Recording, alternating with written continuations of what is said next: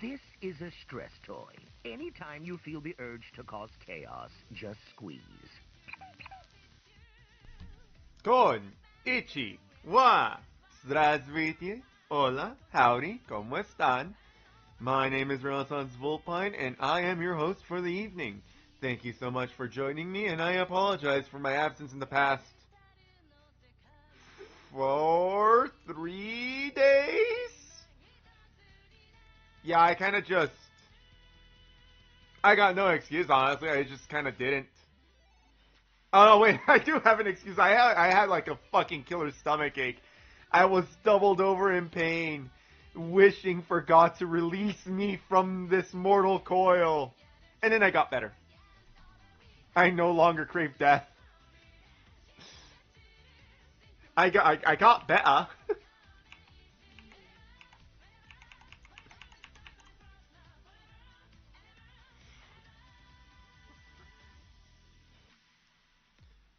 How are you doing today, chat? Give me a moment while I let my lovely co-host in. Hello. Hello. How are you? I am okay. My tummy's feeling all blue. Oh no. Yeah, I don't know why I got your curse today. You're not supposed to get my curse. Well, too bad, I guess. That is true. It is just a too bad because there's not really much you can do about it.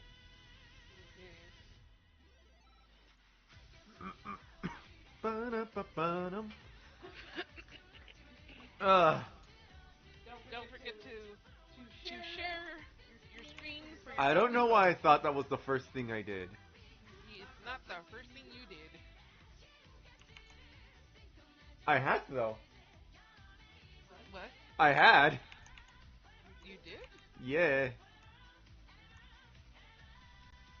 Like I unstreamed and restreamed, but you know that is the first things I did.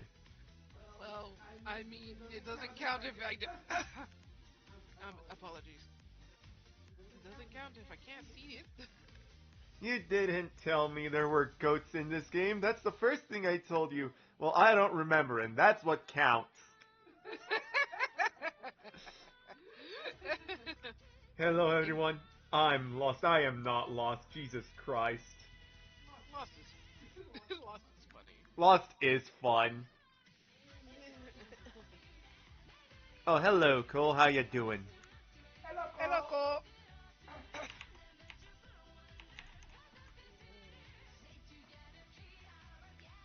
Um, What? hello, Bean Man. I was like, are there gaming news? But all the gaming news is just like rehashes, and it's really boring to just. Rehash the same old, same old. But like, genuinely, all I've been hearing from like my gaming news sources is people bitching about Assassin's Creed Shadows and taking a shit on Concord. Although, to be fair, yeah, that was actually where I was about to just go with. The reason that people are shitting on Concord again is because of Marvel Rivals. Because Marvel Rivals has been doing really fucking well. Oh, that's good to hear. Yeah, and it's really good to hear that, you know, there are good games coming out. But, like, fucking, what was it? Some people are like, oh, this fucking, the only reason people like Marvel Rivals is because the characters are attractive or whatever. It's like, dude, then make attractive characters. It's not that hard. If you have identified the thing that's making others money, why aren't you? But yeah, that people are complaining that, you know, Marvel Rivals is doing well because they want their fucking bullshit to do better than Marvel Rivals, and it's just jealousy. I heard one of the complaints be that it's just an Overwatch clone and ripoff. I'm over here like, the medic would like to have a word. I mean, Marvel Rivals, I feel it's like Star Wars Hunters. wouldn't even know what that is. I assume that it's a hero shooter that's Star Wars themed. Fair enough. Either way, Like hero shooters, like here's the issue that I take with modern gaming aside from all the fucking bullshit of basically a bunch of political actors invading the space and going, it has to have my political message in it. Aside from that, it's just this is a ripoff of X, and X is a ripoff of B, and so on and so forth. Fuck off. Genuinely fuck off. We used to just have games, you know, be... Like, even if you say it's a ripoff of blah, in the past, we did have that. I like to play Metroidvanias. It's a classification, not a fucking ripoff. The thing that fucking people have to remember is that creatives take inspiration from other creatives. Oh yeah, for sure. And the thing that annoys me is the people that genuinely cannot stand when something that is slightly similar to their thing is doing better than their thing. They did it better. It's a competition. It will always be a competition. And just because you're not good at the competition doesn't mean you throw a temper tantrum that somebody else did the competition better. Well, when playing Star-Lord, it's like, what if we made Tracer fun to play and more... Wait, isn't Tracer the most mobile one? How the fuck... No, wait, no. Genji's the most mobile one. I don't know if either of them were the most mobile. Because you could also say Lucio is mobile as well, too. Considering he rolls skates on fucking... Walls, that's true. Oh, you wanna know who else is fucking mobile? The fucking hamster, because he could just turn into a wrecking ball.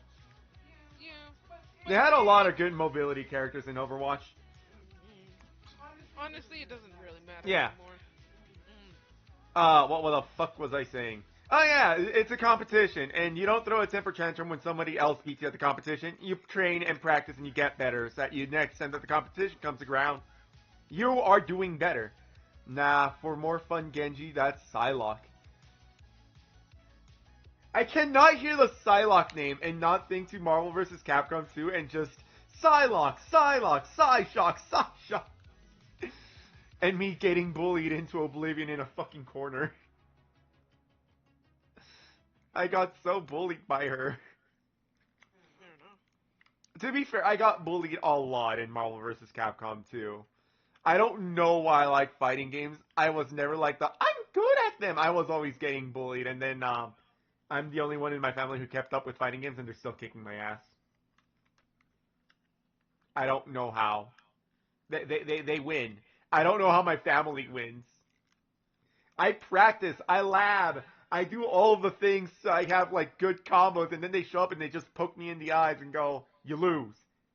No, what happens, Ren, is that they beat you with cheap tactics. That is true. They do have very cheap tactics. Oh, that was Phoenix. Jesus Christ, I got so lost in the sauce of just bitching that I didn't realize that was Phoenix.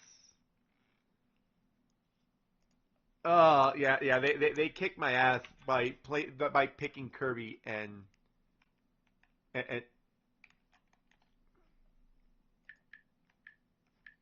there we go.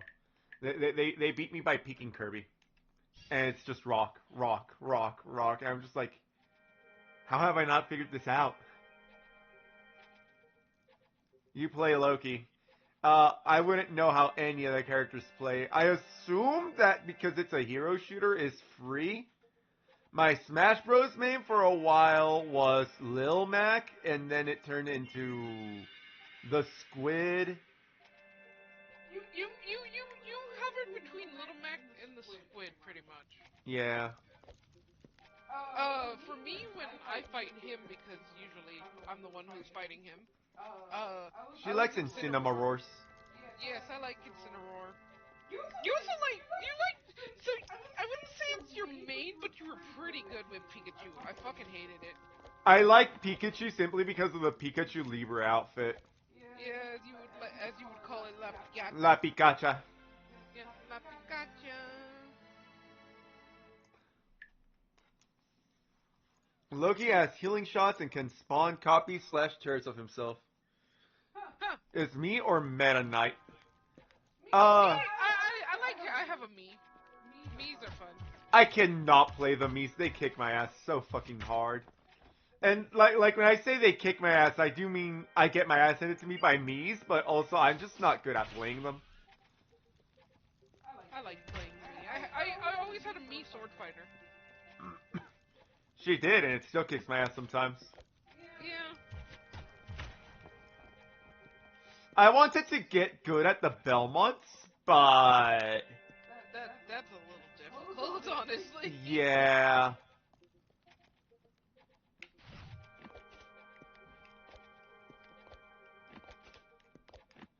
Terry or Kazuma? I did like playing Terry, I'm not gonna lie. Oh yeah, you were good with Terry, mainly because you actually fucking did the command inputs. Fucker. Like I could only do one command input on Terry or even Ryu or Ken, and it was the easiest one. It was the Shurioken. No, Hadouken. No, yeah, the Hadouken. There we go.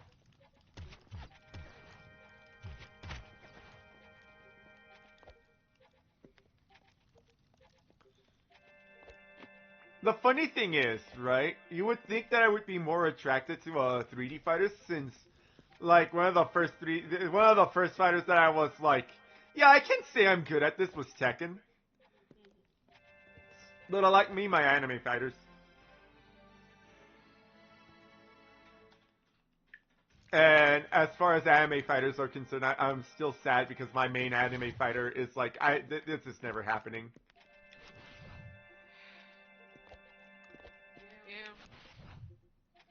Yeah. Capcom has decided that their only fighting game is going to be Street Fighter.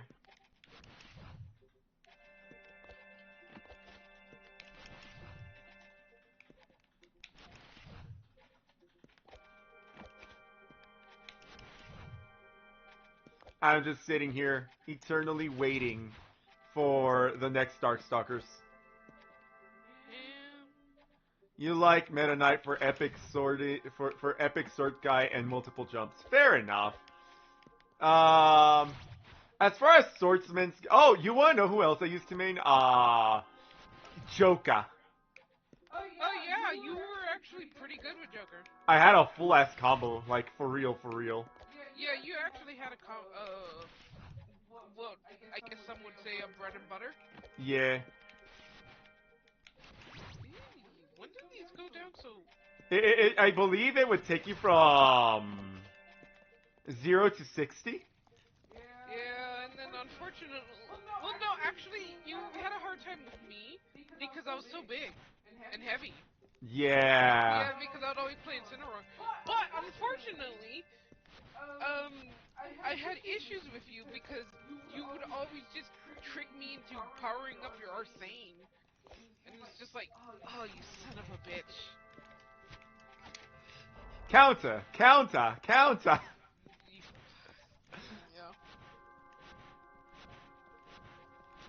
Who else did I like to play? I like to play Ridley. I like to play King Gabriel. I like heavy characters. Yeah, you were very much in the heavy character train. I like Greninja and other characters like that, but honestly, the heavy boys were my fun. For meme's sake, you like playing Ganondorf. I did like playing Ganondorf, but it was definitely for the meme. Yeah. You know what was really fun for playing for the memes? Isabel. Oh yeah, Isabel was definitely a meme pick for me. Yeah, I remember when we memed on your brother and your cousin. We were just going fishing. Yeah, I would just hang out in the corner and go, I'm going fishing. And they would run straight at me being like, easy prey. And I would grab them and throw them off the fucking screen. And they were so salty. And I never felt so vindicated. We just basically had a setup where it's like, yeah, we're essentially camping the corners, but it was like either that or sometimes, you know, we would just get stone spam, so Yeah. so it's just like,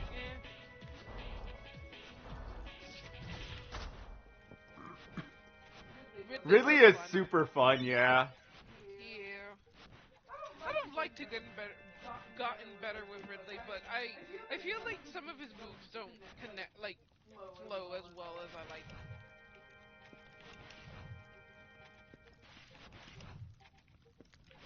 But I do remember having a lot of fun with Ridley. And then my favorite taunt with Ridley is just the standing up one. My favorite taunt with La Pikacha is the one where she just rolls in the ground. Pika! But La Pikacha was definitely a meme pick for me because I am not good at Pikachu. I just note that there's a pretty reliable setup at like mid-health ranges where you can... You down throw and then you thunderbolt. Oh yeah, you were pretty good at that. I used to like playing Pichu, but Pichu's kind of hard. Like I know that people say that Pichu is like super good. No. Here's the thing. Pichu used to be really good. And then Pichu got nerfed. And then they kind of... They didn't, like... They didn't make it as good as it used to be, but, like... It got nerfed, it sort of got buffed, but it wasn't the same. Yeah. Ah. I like all the characters who you can... Lead to most of the time losing to falling off the stage. I mean, that do be the lose condition. Yep. I know Ren does not like he does not like fighting off stage because you basically was the little Mac ingrained into you of I've never been good at chasing off stage. Yeah, but I love chasing off stage. So like I've never been good at chasing off stage, so when Lil Mac showed up to me it was just hell yeah, Lil Mac. Because, you know, I get to stay on stage and I have a bunch of super powerful hits that can kill from on stage. I think my favorite thing though is we once entered, like, it wasn't like an official tournament, but someone did a mini tournament in a local area that we were at the moment. And everyone knows that Lil Mac is known for spamming side smash. And I am not gonna lie, I do spam the side smash. It's very powerful, why wouldn't I? Right? But the thing that people don't realize is that Lil Mac had 3 side smashes. And he blocked the side smash, but I did the one that immediately bursts the bubble. And he's like, wait, what the fuck just happened? I'm just sitting here like, you got side smashed. He's like, no, side smash is not that strong. Yes, it is. I mean, it also varies on the characters. Yeah. To say side smash is not that strong, it's like... Every character is different. Also, there's a difference between holding and not holding. Yeah. And the good thing about Lil Mac is that holding your side smash is actually a very viable strategy. Because, upon releasing, he does have some super armor. So he can eat a few attacks. I like playing Sora a little bit, but he's a floaty bitch. I'll be honest. I played Sora because Sora, but it was kind of just for the meme. I fell really hard out of Kingdom Hearts after 2. Fair enough. Which, you know, it doesn't sound like a lot when, you know, there's only 3 Kingdom Hearts. Except that there's like 20,000 Kingdom Hearts. And they're all canon.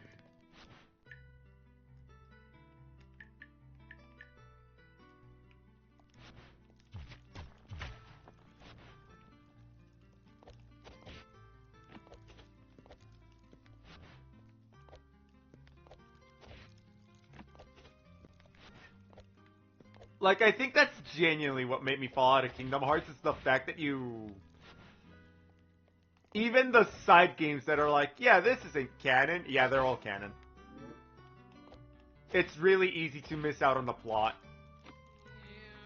And I like playing games for the plot. So when you make a game that makes it really easy for me to just miss out the plot because I wasn't playing the Nintendo Advance, the Game Boy Advance, or the Nintendo DS.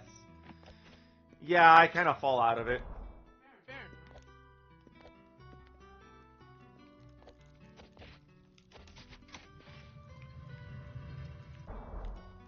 Okay.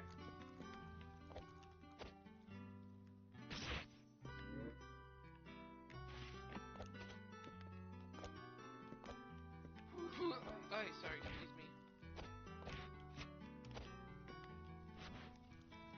Um, Speaking of Kingdom Hearts, I think what made me fall out of it was how lackluster Kingdom Hearts 3 was. Now, I've now seen Kingdom Hearts 3 way after the... Way after the fact. Yeah, and I actually want to play the game because it looks fun, but I'm still disappointed in it, honestly. The main thing that I can see about, like, when I saw the ads for Kingdom Hearts, 3, and hearing that they basically removed all of the Final Fantasy stuff from it, is that,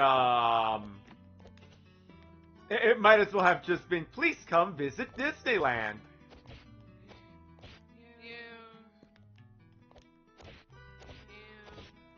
That made me sad. Because, like, I enjoy Kingdom Hearts for, like, both the Disney and the Square Enix stuff.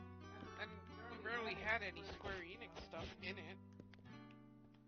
What I can say is the only reason I know about Final Fantasy is Kingdom Hearts. That was my intro. Yeah. And I will not lie, it caught my interest enough because it was Kingdom Hearts 1, and I was at the Coliseum and I fought Cloud, and he had Vincent's scarf, he had the one wing from Sephiroth, and he was wearing the soldier outfit, and I'm like, that bitch looks cool! And then I immediately started playing Kingdom Hearts stuff, which had nothing to do with Cloud. And then I realized that the Moogles were from Kingdom Hearts, and were from Final Fantasy and not Kingdom Hearts. And because my first Final Fantasy game was Final Fantasy XII, which had a vastly different form of Moogle from the other ones, I was thoroughly disappointed to learn that the Moogles were just these fucking Blorbos that were in... It was the Blorbos that were in Kingdom Hearts, where what they actually look like as opposed to what they look like in Final Fantasy XII. The Final Fantasy XII ones were the exception. Yup.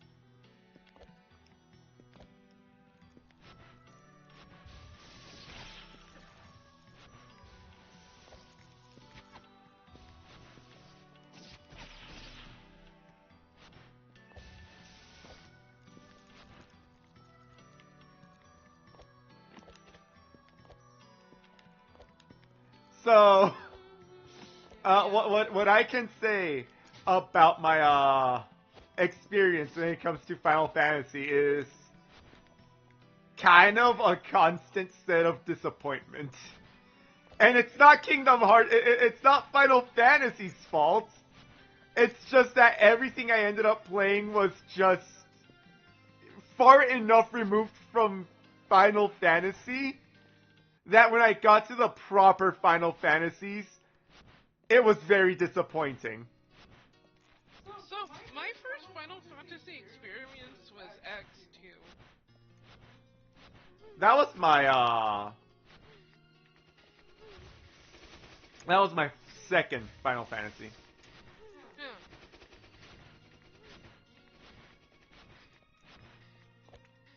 I had a lot of fun with X2. Never got to beat it, though.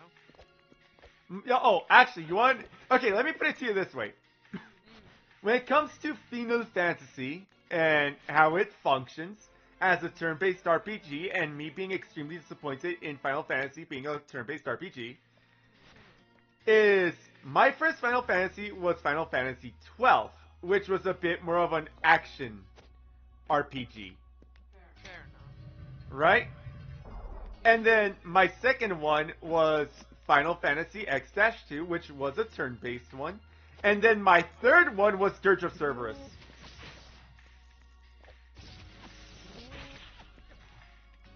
So, you know, the one where you get to play as Vincent, and it's a shooter. Fair enough. So you essentially enjoyed all the not Final Fantasies? I enjoyed all the not Final Fantasies. Yeah.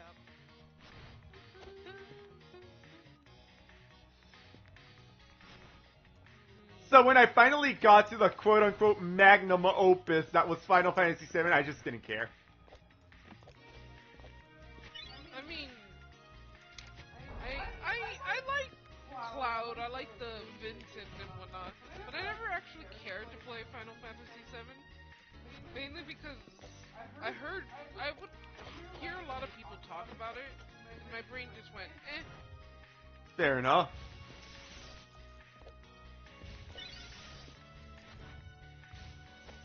Also, Sephiroth as a villain is just kind of weak. Like, his character motivations are incredibly weak. Which, hilariously enough,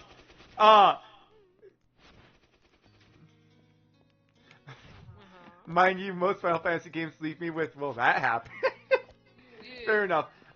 Let's be honest. You want Sephiroth's story, but done well? Just watch, no, not even Advent Children, because Sephiroth is still a weak villain in that. You want to hear Sephiroth's story, but not shit? Just go watch the Pokemon 2000 movie. It is... Sephiroth's story is Mewtwo's story.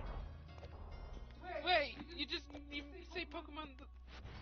Pokemon 2000, I think, is the one with Lugia. Oh. Was it the first movie then that was Mewtwo? Yes. Alright. Yes. Pokemon, the first movie? Watch that one. There you go. Good Sephiroth.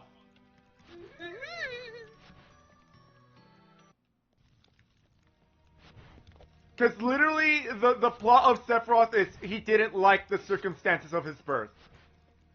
Look at Mewtwo's story!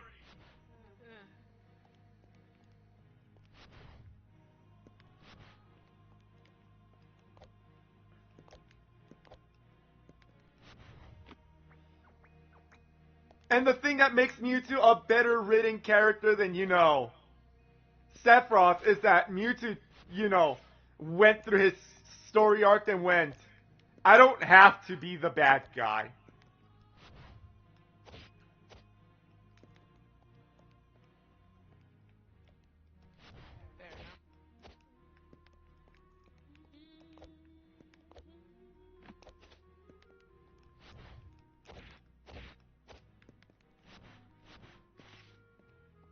Yeah. Yeah, exactly. Mewtwo pulled his head out of his ass.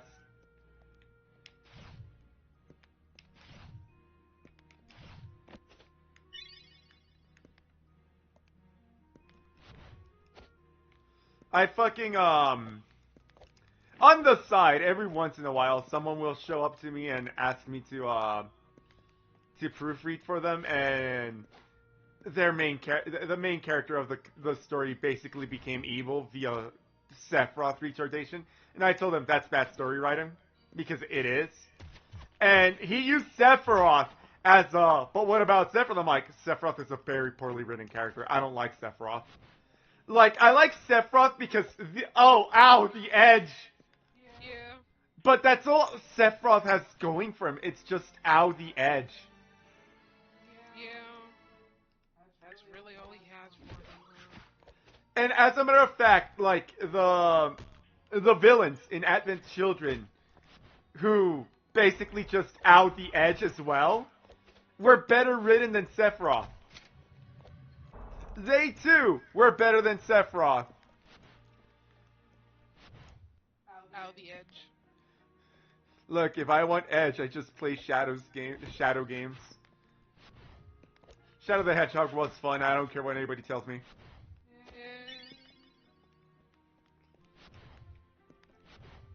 I have absolutely no cares what anybody tells me.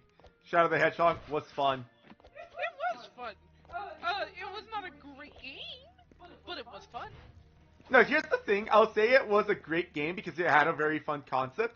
The thing that was holding it back is the fact that it is indeed a Sonic game. And therefore it is not a good game. Because it is not a Sonic game. I think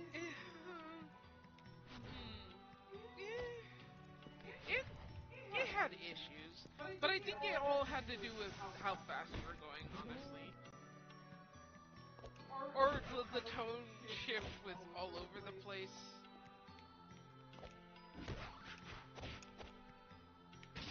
Like the story paths you would follow, it sometimes just made no fucking sense. It really fucking did, and I loved it. It was good, but also bad for that. Yeah. Hey, at least some of those stories made a lot more sense than some of the newer stuff that's coming out. Ayo. I didn't say it. But I did. Like, I'm not gonna say she's wrong, but I'm just gonna say I didn't say it.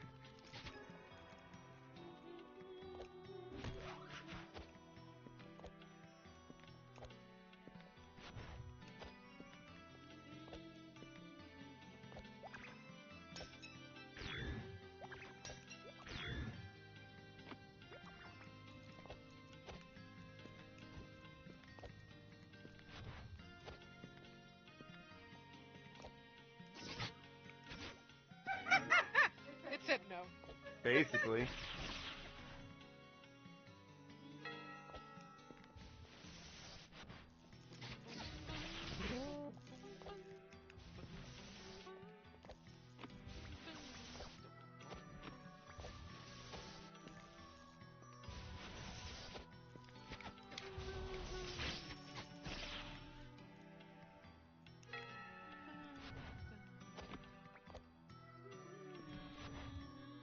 I can't sell those. That's trash. With that said, Cole, what do you actually mean by shadow games? Because Yeah, you know, I thought of Shadow the Hedgehog, but I realized that might not actually have been what he meant. see, the issue is he said shadow games, plural, and therefore I know he's not talking about Shadow the Hedgehog. Oh, he meant Shadow the Hedgehog. Ah.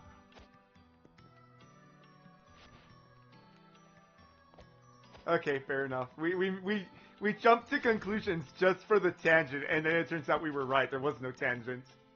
It was just correct.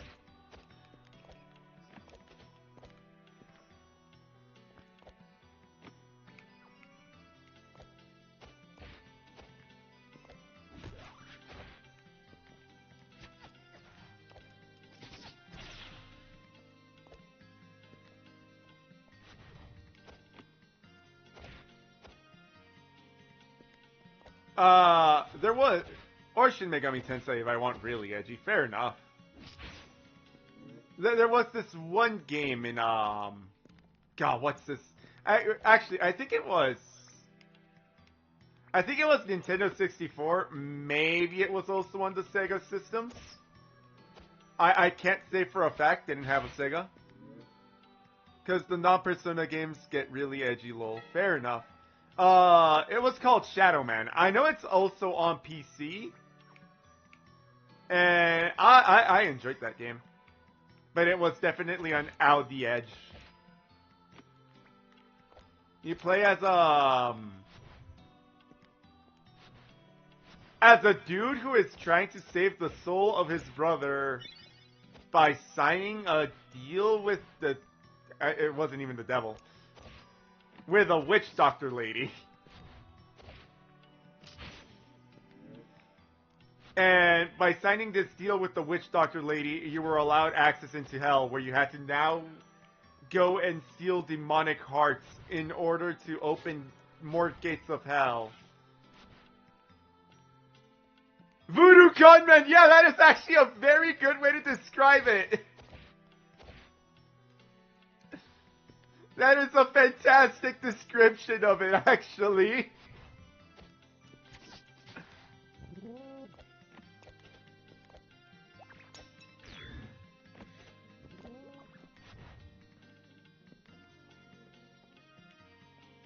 Anywho, you traverse through the gates, through the layers of hell, and you travel through time? Question mark, because you kill like historical figures such as like Adolf Hitler and Jack the Ripper. So you know that's where the question mark is, because I actually don't know what the timeline is on those two motherfuckers. And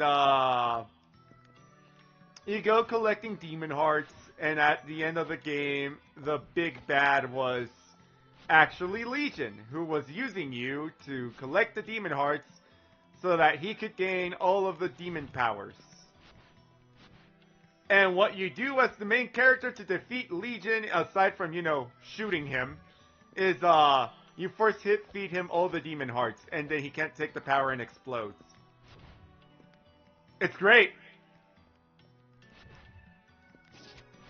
Rated M for mature. I played it when I was a teen. Actually, no, I played it before I was a teenager. It's rated M for mature, which means I won't tell if you won't.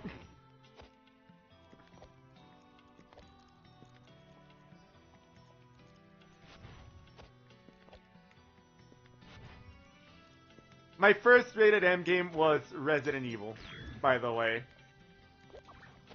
And then it was Shadow Man. And my first Resident Evil was Resident Evil 2.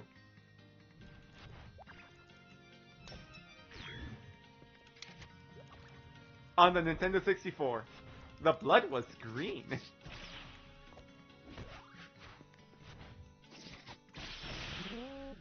I guess it was a lot tamer than back then, because, What? It was green, so you didn't actually see full-on blood. Yeah.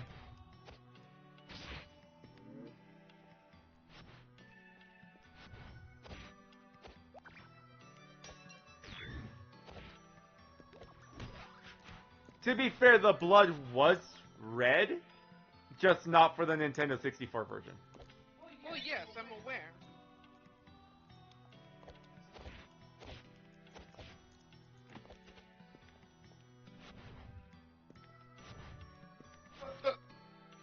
Excuse me. Okay, I forgot. Where the fuck does this lead out to? Oh, yeah. No. Gotta grab me my cling gem first.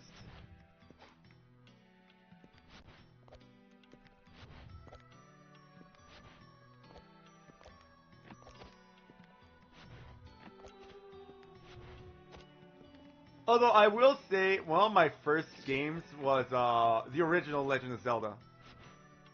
I fucking hated it. That shit is so fucking obtuse. And it gets worse. Because my second... when it comes to Legend of Zelda, I actually mildly played them in order. So I got to play the Legend of Zelda. That shit was obtuse as fuck. And then I got to play The Adventure of Link, which was even more fucking obtuse.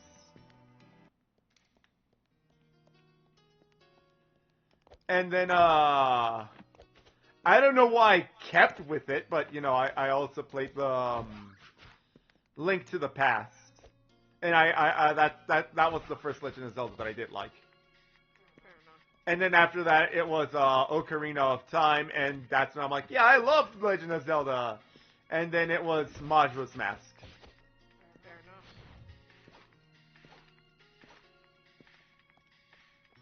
So, like, I don't know how I stuck through to... I don't know how I stuck through to sticking to the Legend of Zelda. Let's be honest.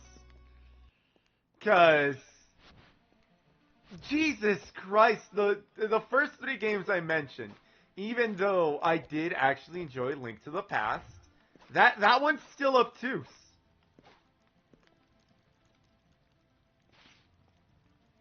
Adventure of Link, first one I actually finished was Wind Waker.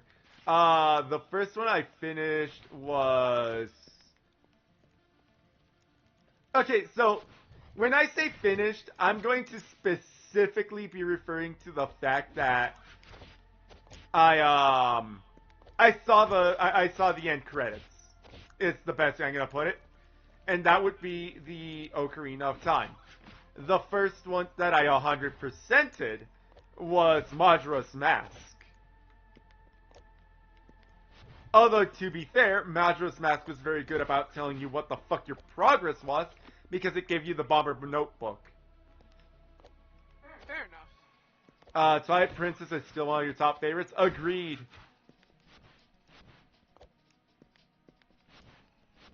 I've come around to Wind Waker, I'll be honest. I used to not like Wind Waker because I basically saw that tech demo that was Link versus Ganon, and it had, like, better Ocarina of Time graphics. And then Wind Waker happened, and my brain went, what the fuck is this shit? You know, like an asshole. That's not Ocarina of Tim. That's not Ocarina of Tim graphics. I've been had. Yeah. But you know, I still played the shit out of Wind Waker. And then I gave up on Wind Waker for a while because they made me hunt down the Triforce. And that was annoying. Yeah, that's fair.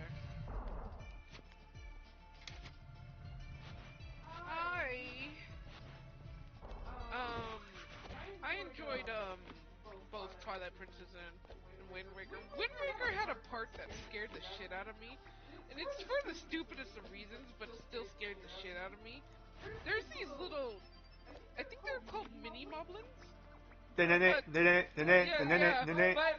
called them the Nenents. Yeah, everyone calls them that because it's all you hear when they're around. Yep. Anyways, they scared the shit out of me, especially in like certain places, because it's like you would go and like they would just appear out in the darkness, and it's like, oh god, why? Yeah, they were just some fucking scrimblos that fucking happened. Yeah.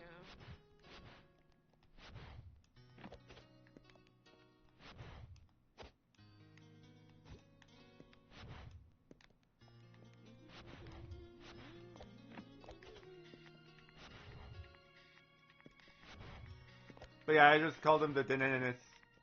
Yeah, the Nenents.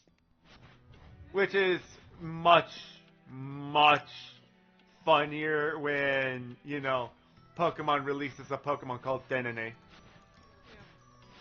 And my brain cannot divorce the from those scrimblos from the Legend of Zelda. So I cannot take Denene. I love Denene. It's cute, it's adorable, but all I see is a scrimblo. Pika clone. Yeah, pick a clone number 9000.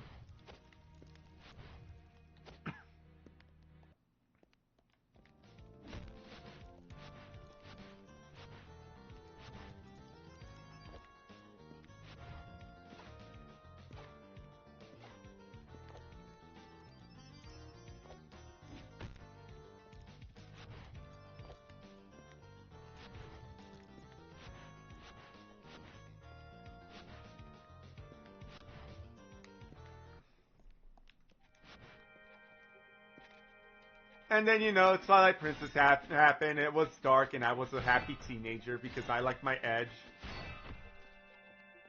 Because anyone who sits there and tells you that Twilight Princess doesn't have an edge in its selling point is a fucking liar. No, it absolutely had edge. And then Midna made us all cry. I mean, she didn't make me cry, but I was sad that we lost Midna. I've lost my sword. Oh no. Ren, how could you? I kind of need that. Yeah, you do.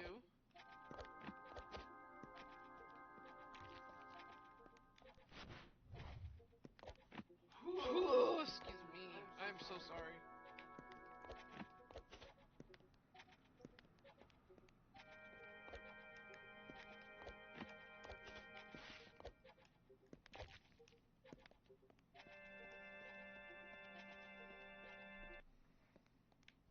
Oh no, leaving the area did not give it back to me. I need to find a save point to get it back. Fair enough.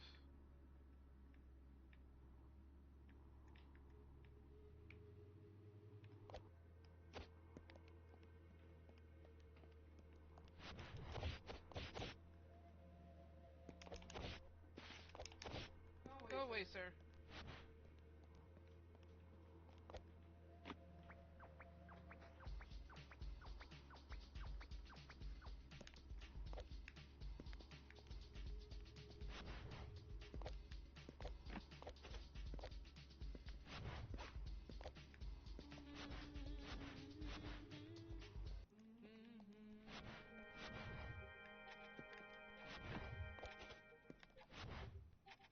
Um, so I do thankfully know where I am at. The issue is the blind navigation. Oh! Fair enough. No, that's where I came from.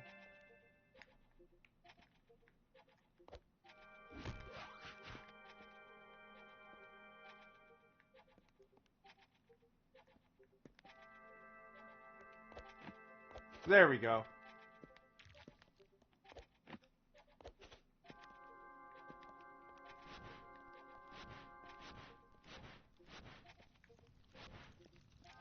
Perfect. And that should be coming out right next to a save point.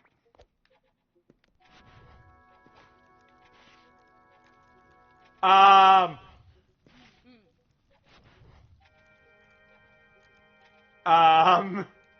What happened?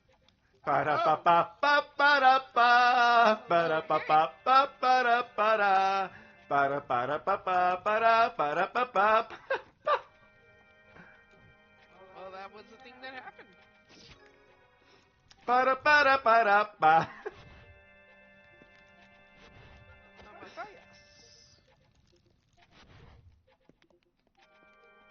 I don't know why, but I've been really wanting to play Guild Wars, so that's what I'm kind of doing right now. Doing my dailies. Ah. I'm really close to finishing the Legendary, so I also kind of want to work on that. Fair enough. Normally, I would be working on commissions right now, but currently I'm waiting for my commissioner to be approve my thumbnail sketch, so, you know, I gotta wait. Yeah. Swift and steady.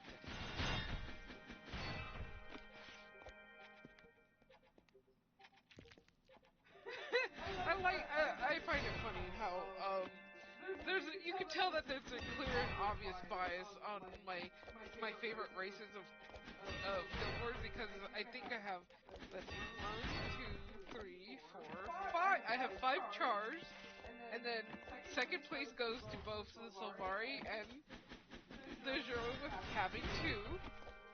Then it's third place with both the Norn and the Human. Ah. Where I only have 1 of each.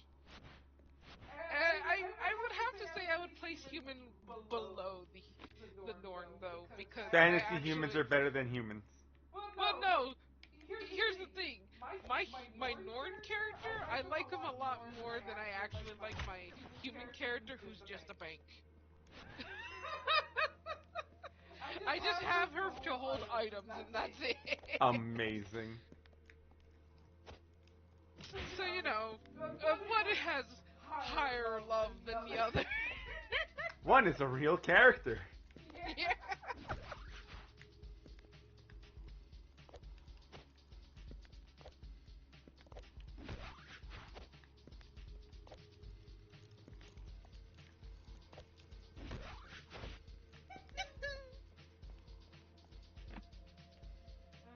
Complete event, so that's easy.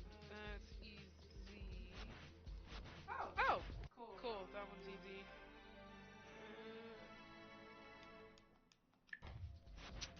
That's also easy. Okay. Oh, the Shatterer. Neat. Okay. Oh, I can do that easily.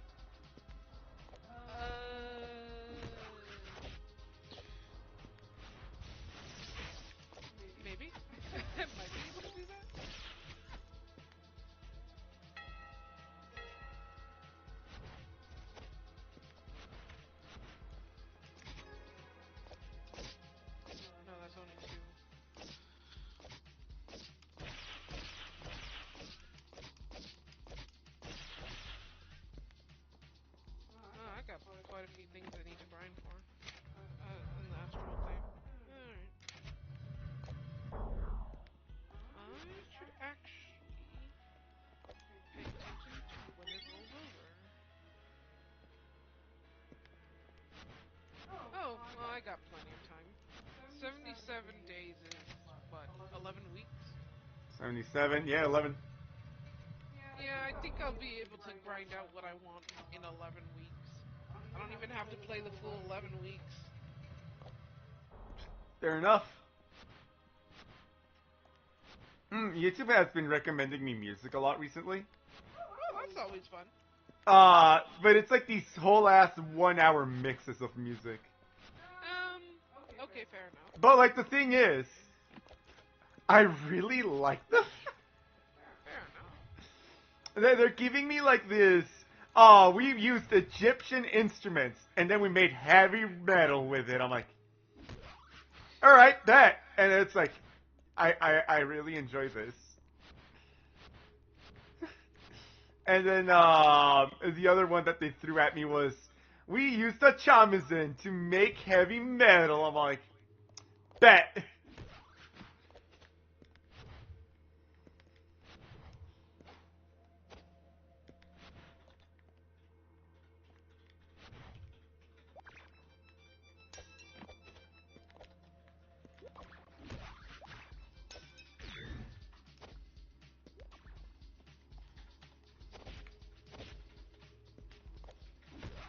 And yeah, there's just these random 1 hour remixes that YouTube is sending my way. I'm like, yeah, sure.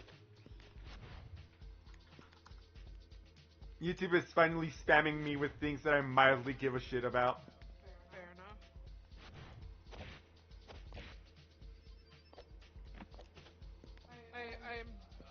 I'm cheating the Guild Wars time gate system. Oh. So I'm waiting for some. In order to do my part of my dailies, I like to set up waypoints so I can just travel back to where I was quickly, right? Uh huh.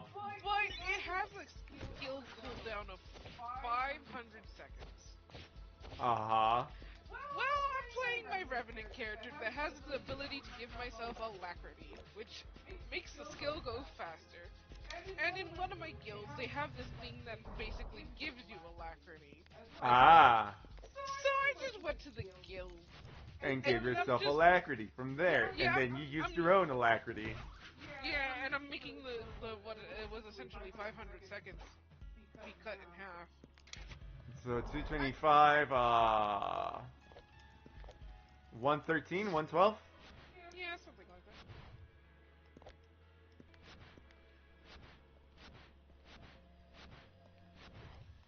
Mental math, chat. Do you guys have it? Sometimes, not always.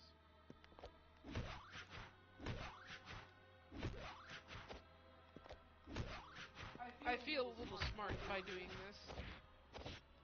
Because by going to one of the guilds, I'm not losing the point where I want to be at. It'll just put me right back where I want to be once I go back to the map.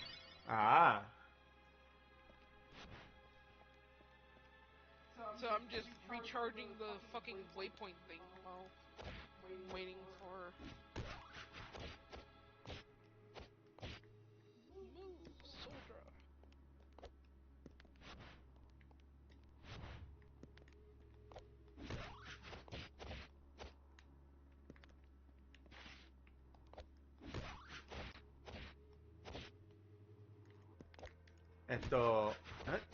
No. Hey.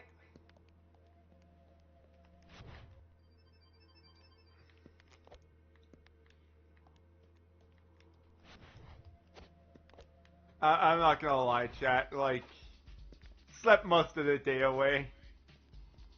I mean, we went to sleep.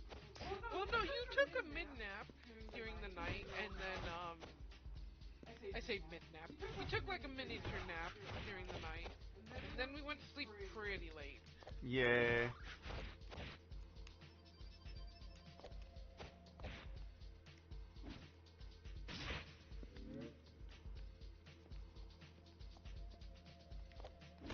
Kick 1, kick 2, kick 3. Hell yeah. Okay, that's enough.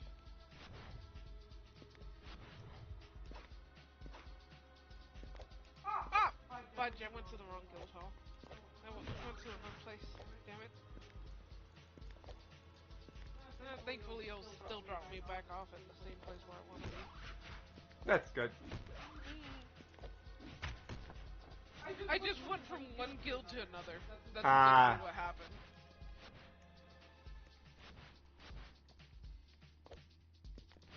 Oh? Is this one of the meta groups? I wonder if it is.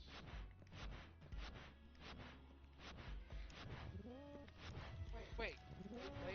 I did that wrong. I like how I'm actually friends with, like, I believe our guild leader. Or, they're one of the higher ups in the guild. I fucking never play the game anymore. It's second, more like second in command. The guild leader is not that great. Alright, well. And I don't really like that guild either, so continue. Anyways, I'm using them for resources. That's it. Lamau. Continue, anyways. It was one of the first guilds I joined. But continue. I'm pretty sure, like, the only active guild I'm in is that one. Yeah. And I don't even play. Yeah. Okay, well, I'm friends with the second in command, and I asked him about the raids. And I'm like, I don't know, I don't really feel like doing raids because it feels like people are way too anal about you knowing what to do, even if you're brand new to it. And the response I got was they're not really being anal because otherwise you will fail. It's like, well, that doesn't encourage me to do raids at all. Like, so the mechanics, honestly, they're not as hard, but you do need to know them. Like for some of the raids that I did, but I understand your feeling because that that guild really scared me into like I don't know if I actually want to do raids. And then I played with another guild, and they were so much better about it. And we failed, but it was fine. You know, failing is normal. Yeah. And it was fine. Oh no, you failed. It's a time loss. It's not like it's not you have a shotgun to your head in case of failure. I know,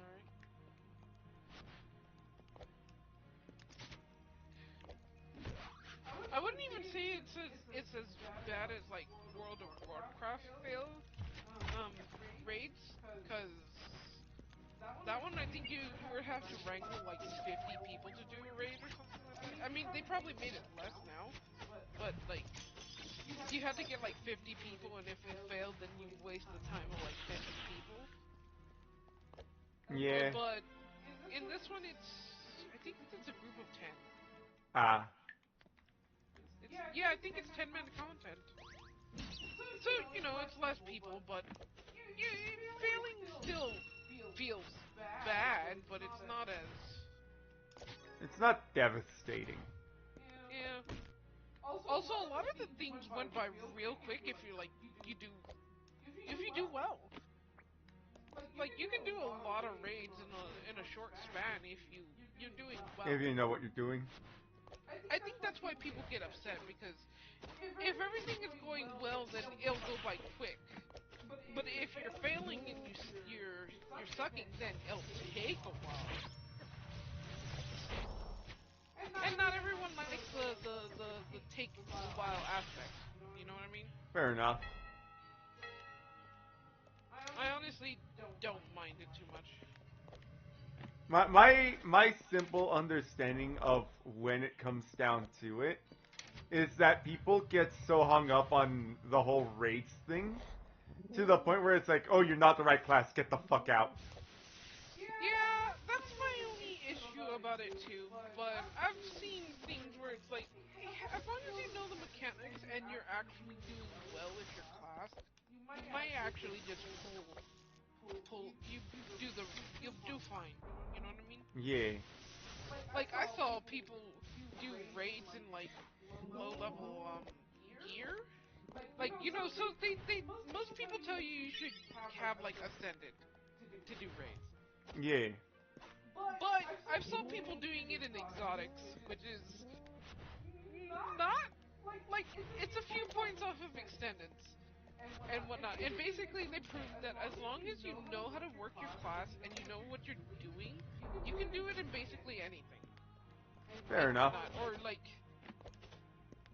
oh, you have certain skills you don't like to do, well, just kind of tough it out a little bit, because that was one of my other things, is like, I want to play the way I want to play. Uh-huh. But I realized by doing a few things, like switching out a few things, but still playing the way I want to play, it's doable. Fair. Or you can have brain dead easy classes, like the one I like to play. Necro. No. I'm talking about even easier than that. Fucking, what am I? What do I play constantly? What is it called? Mirage? I play it, huh? Mirage? No. That's Mesmer. God damn it. There's Scourge. It's Scourge. It was one of the latest Necro ones. The ones we talked about. Oh, the gun. Yes, that one. But what is it called?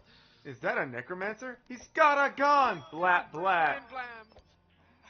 What is it called?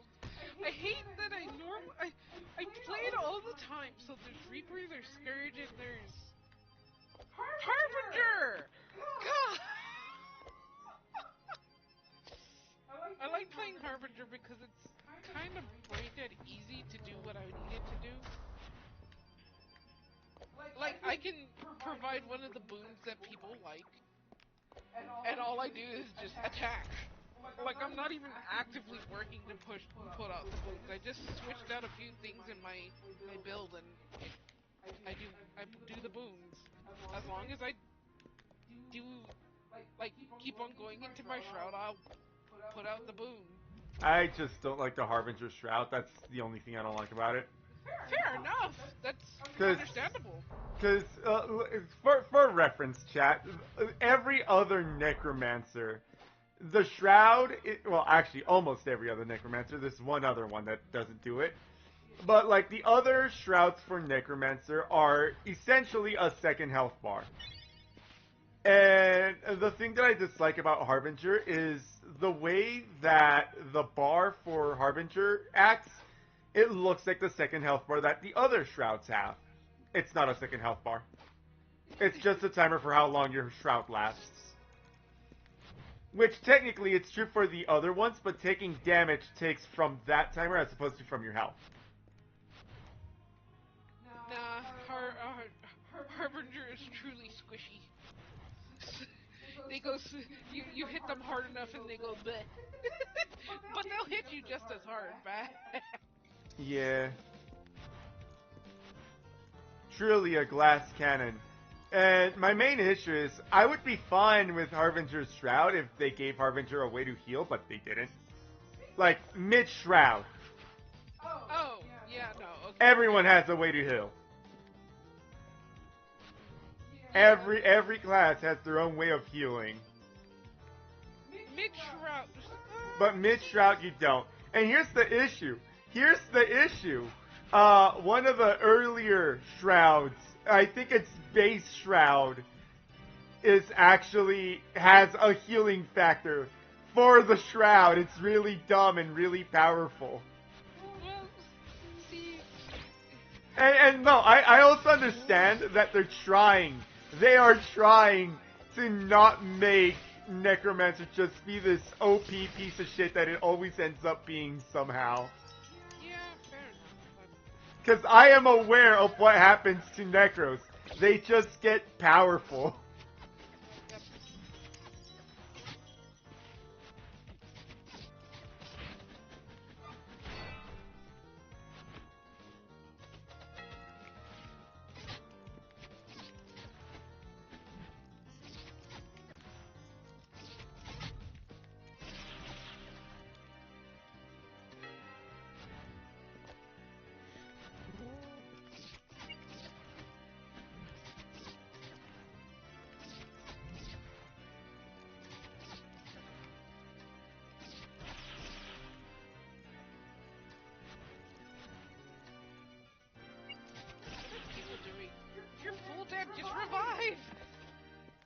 then they're waiting for someone to pick them up.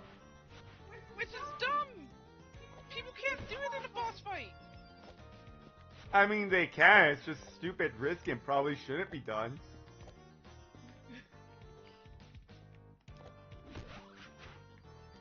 But yeah, no. When it comes down to MMOs, I tend to pick them up and I tend to drop them because it eventually goes from I'm enjoying myself to it's just a chore now. I mean, yeah, fair. It certainly gave me something to do when, it cleared my mind when, COVID. Ah, fair. It gave me the social aspect when I was craving it the most, honestly. Understandable.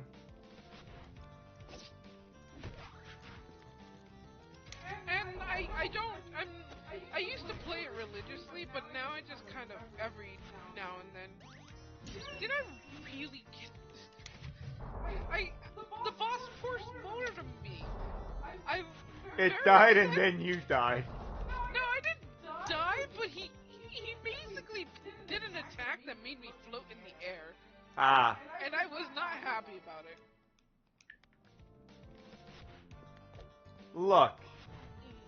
I would like to remind you that this group of friends likes to play Ultimate Chicken Horse, and postmortem means victory after death. Okay, fair enough. No, I basically just... He hit me right after he died, and I was very upset at it, because it basically wasted a bunch of time. Ah.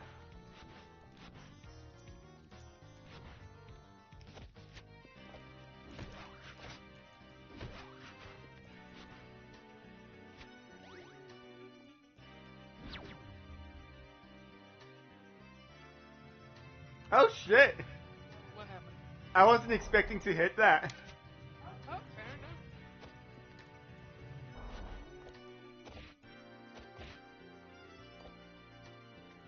That's right. I want the soul.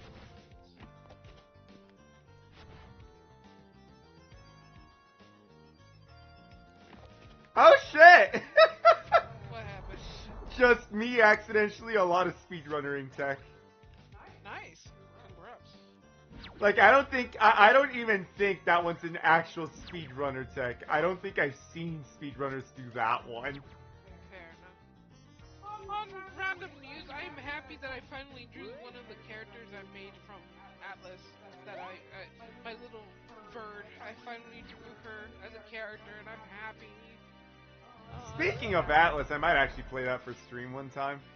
Oh, if you play it for stream, I'll join you. Like, I have a character who's brand new and, you know, hasn't done shit. I have a bunch of brand new characters because I've just been farming weapons and boss equipment. Yeah. I don't have a lot on me right now, but if you come to my house, I have boss weapons! Boss weapons? Did you say boss weapons? Boss weapons! Where do you live? Right down the road. Can't miss it. Right down the road. Can't miss it. Right down the bye-bye! And then he is like the easiest thing to miss. Apparently so.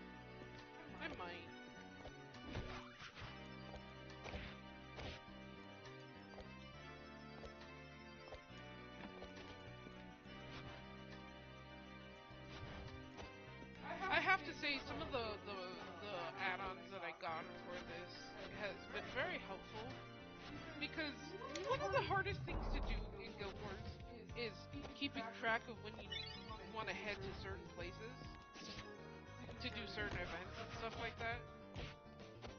And I have add-ons that basically tell me, oh hey, this is about to start. Head over there if you want. Fair enough. It basically manages my time a lot easier. Sometimes I don't like to turn it on when I just want to, like, an easy experience, chill experience, where I'm doing what I want to do when I want to. And then there's times where it's like, okay, there's a lot of things that need to get done, and I don't want to spend too much time in Guild Wars, so let's see if I can manage my time properly. And that add-on helps a lot. Fair enough.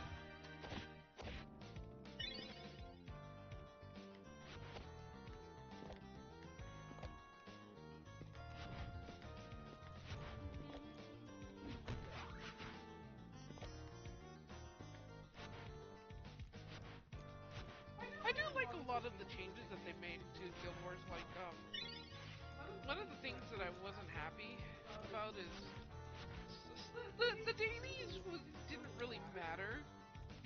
Yeah, the dailies are kind of just there. Yeah, and then some of the things that part of the dailies that I didn't like is like, oh, you should do all the dailies, including the PvP and things that you don't really care about. And it's like, I don't wanna. Yeah, I don't really want to go into PvP. From what I hear, currently it's hell, where there's a lot of chances of you die. you enter the PvP area and then immediately die, and it's just like, oh, well that's Lovely. That's fun. That's totally an experience I want to play. I just prefer the worldly world. Not worldly world. The PvE. Yeah, PvE. There we go. I was forgetting how it's called.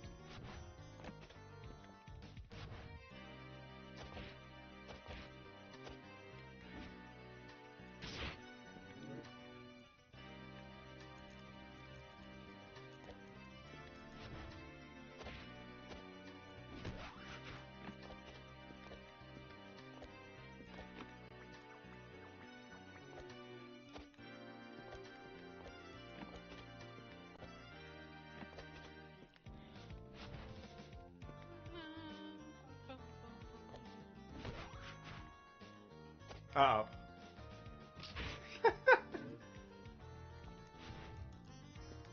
I know I could have saved it, but I don't want to travel from down there all the way to back up here. Fair enough.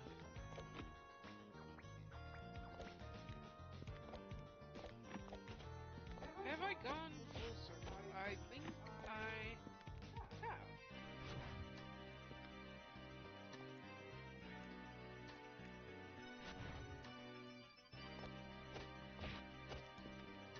Yeah, I do think I have.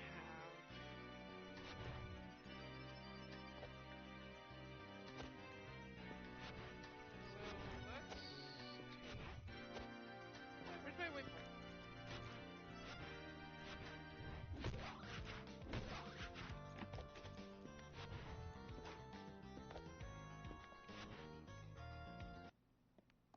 No, no, no.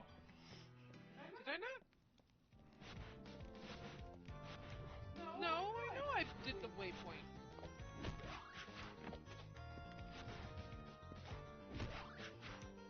Game, you lie to me. I'm pretty sure I am a little upset by that. Now I just have to go there the hard way. It's not hard, it's just a little annoying. Fair enough. Especially when there's enemies shooting at you like... Danmaku. Yeah.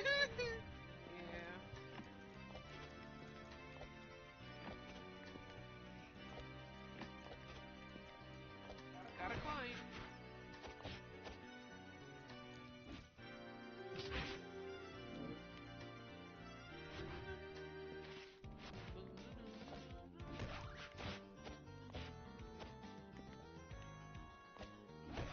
with my nose and stuff.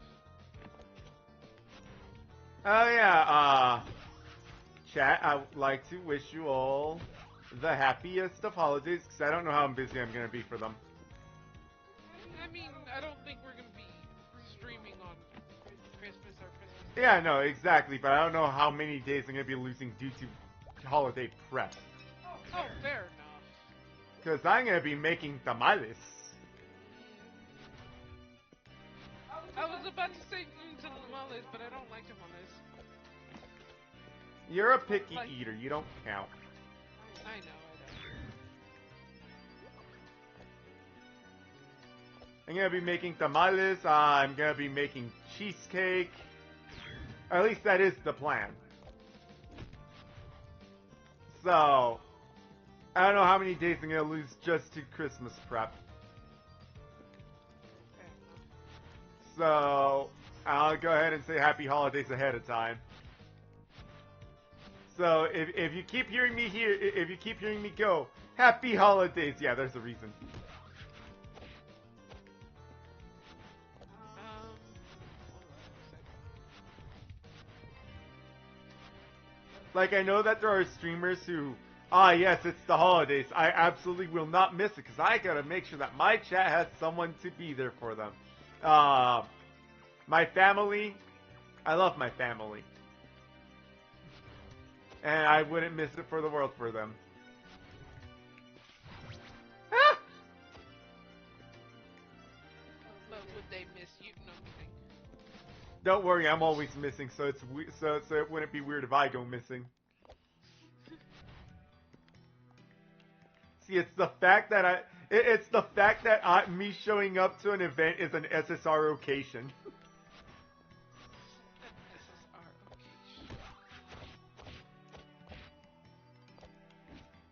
What's that fucking nerd doing here? Did he remember he has a family? Yes.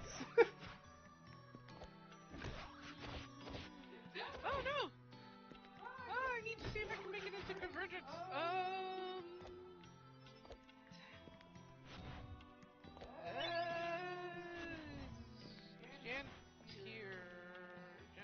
Gentier. Golden Shores here. Legs. Leggies. Yep.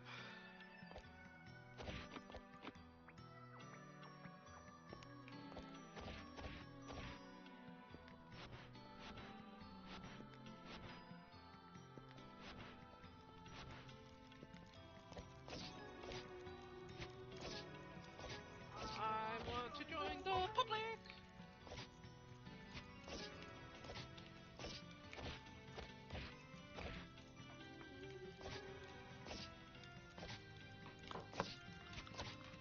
Oh shit. I don't have food, so I'll take it, and I'll take that too.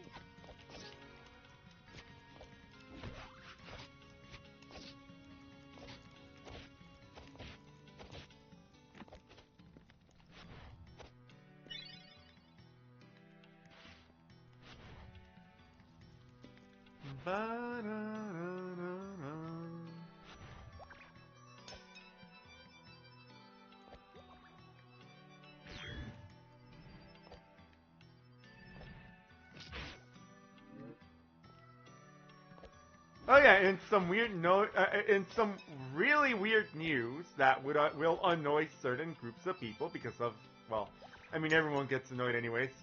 Elon Musk joked about buying, what the fuck was it? Hasbro, right? Yeah, Hasbro. Explicitly in the name of, I don't like that they've been trash talking Gary Gygax. Fair enough. Which, you know, I agree with that. Like, Gary Gygax made Dungeons and Dragons, and then you guys showed up, you bastardized Dungeons and Dragons. And then you've been doing everything to erase his name from the thing that he created. Fuck you. With that said, how will he fucking Musk will be able to handle Dungeons and Dragons, that's a completely different story. And you know, the answer here is you hope it's well, but you never know. And I know the popular sentiment is to be like, oh, Musk is an idiot, and I'm just gonna like, I have no opinions on the man. Fair enough.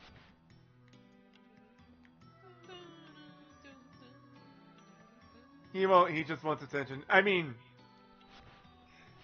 that's what we all thought about Twitter, and then he was forced to buy it anyways.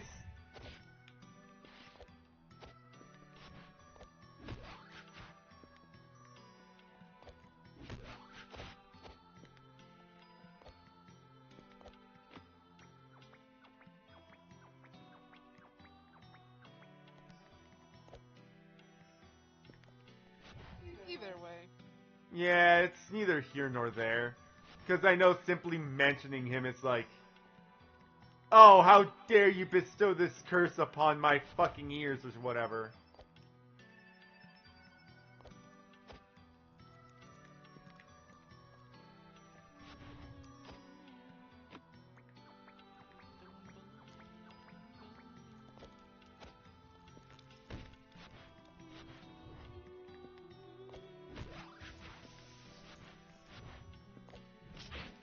Ow.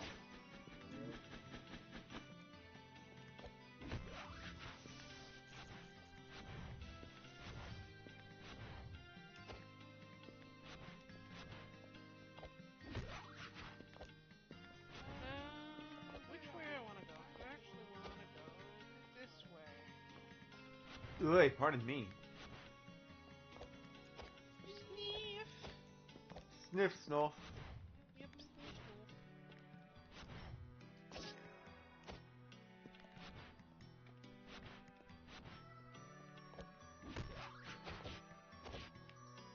Actually, I don't think I need to wall kick anymore.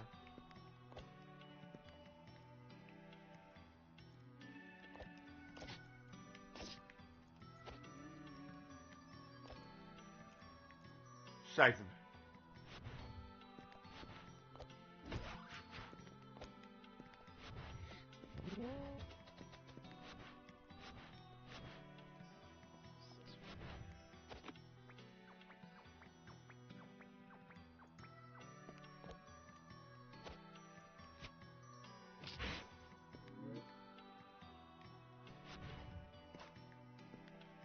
Also, I think I heard something about a new Indiana Jones games. Well, not game, singular. Game. I don't really know much about that. I basically only heard the name. But I feel like it's gonna be shit because the games journalists are praising it. No. It dropped on Steam. Oh, neat. I probably won't touch it, I'll be honest. I mean, I won't touch it because I'm not a fan of Indiana. Fair. I'm sort of a fan, but it's very much the emphasis on that word is sort of.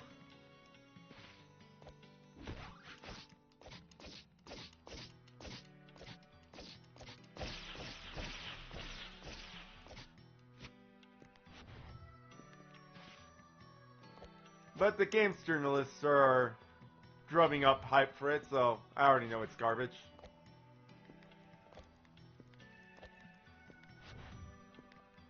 Might be fun, but I'm gonna wait till it has some time to cook. Games are never fully ready at launch. I miss when they were.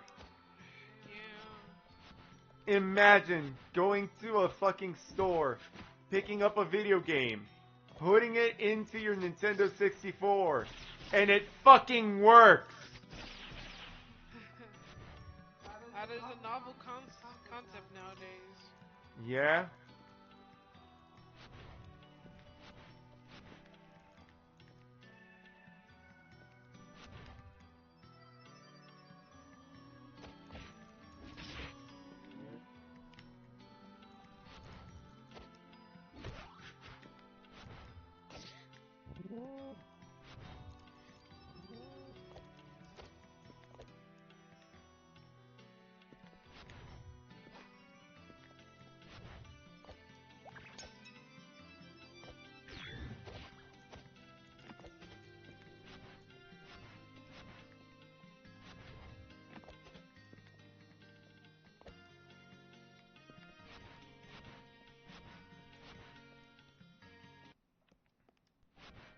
Yeah, no, I'm most likely gonna stick to Nani?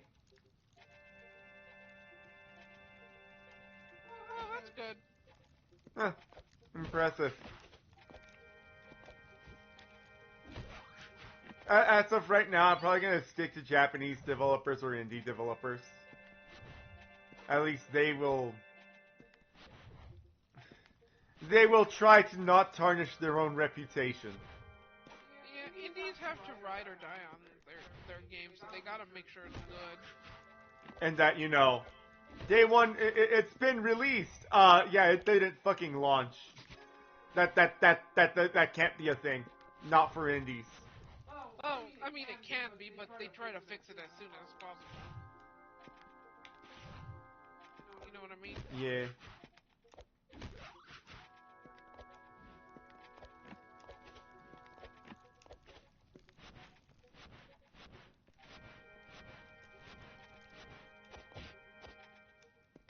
Damn it. Also, because indies are working with the hardware that they're working with, they're more easily accessible to people as opposed to AAA games where, haha, look, we are a massive studio that just can afford to shit out money. And therefore, we have the latest graphics card. Of course the game runs well. The issue isn't us, it's the fact that you don't have the newest graphics card released yesterday.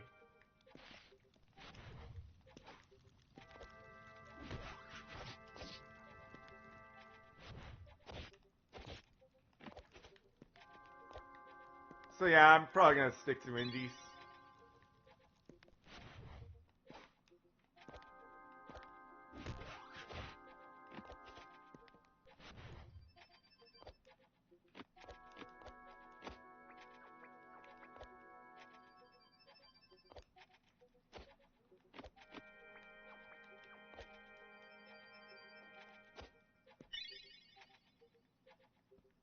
Hilariously enough, though, there is something I would trust the old school game developers with. Oh, But none of them are doing it because they're all a bunch of fucking cowards. what? VR. I would be willing to trust them with VR because it would be a race to be it would be a race to be the ones that say, "Look, our VR is the best." Fair enough. But when it comes to something like a 3D platformer or a shooter, yeah, I don't trust them with a shit. No, they're too set in their ways, yeah. Yeah. They're too scared to try new things.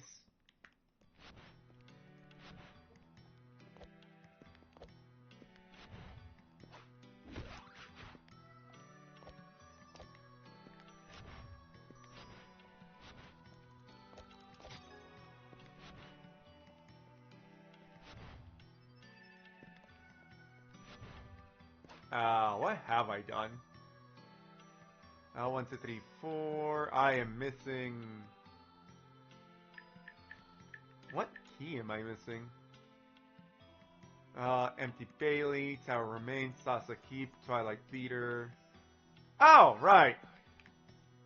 I remember.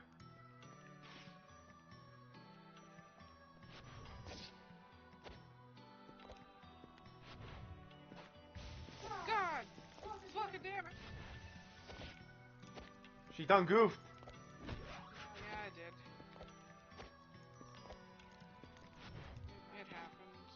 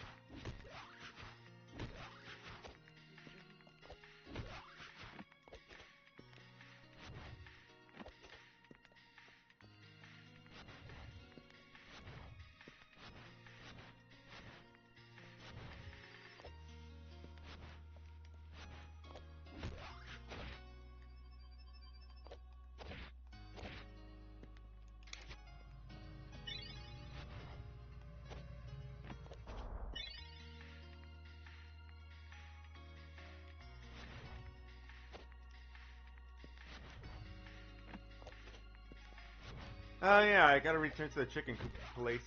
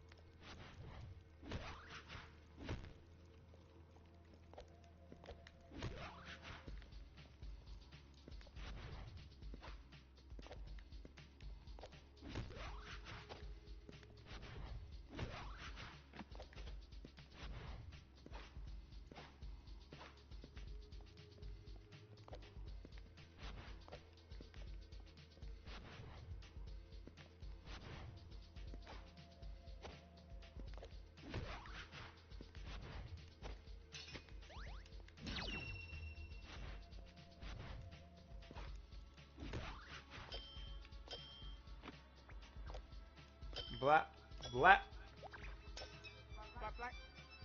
blat, blat.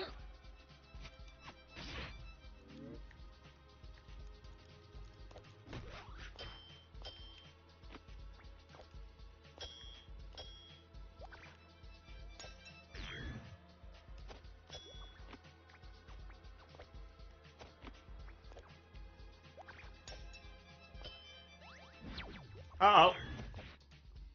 Damn it.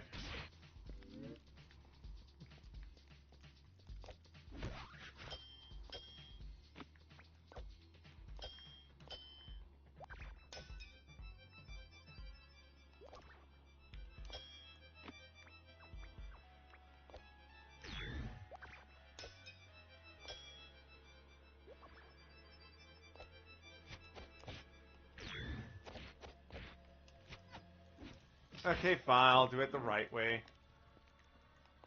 No, never feel bad. Never do it the right way. God damn it, that actually knocked the focus out of me and made me laugh. I apologize. Ah.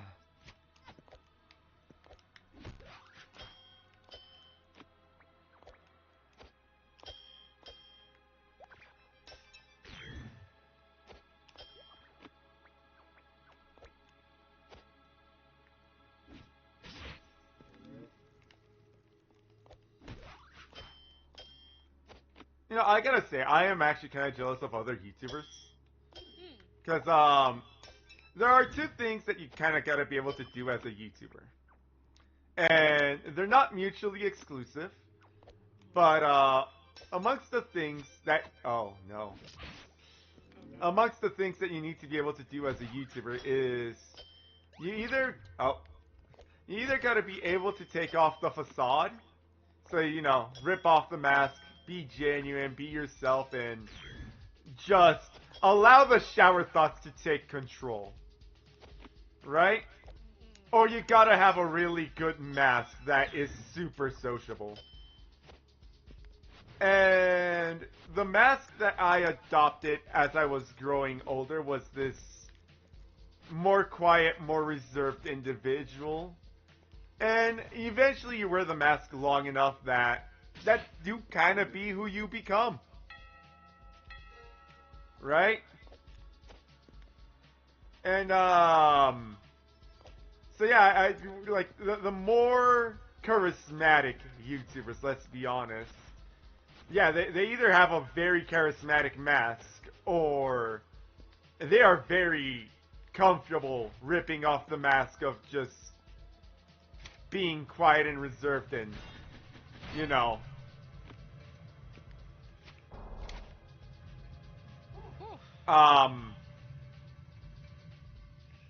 I guess the worst way to say it is being cringe. It's as the saying goes, cringe but free.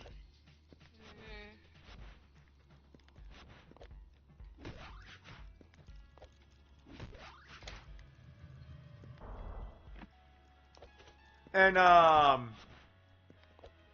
like, I can't say I'm cringe because I don't know. I am now much quieter than I used to be. I used to be loud and obnoxious. And if you ask my wife, I still am loud and obnoxious. Yeah, but that's because I live with you 24/7. And I chose to live with that, so, it doesn't actually bother me as much as you say it like that. Fair.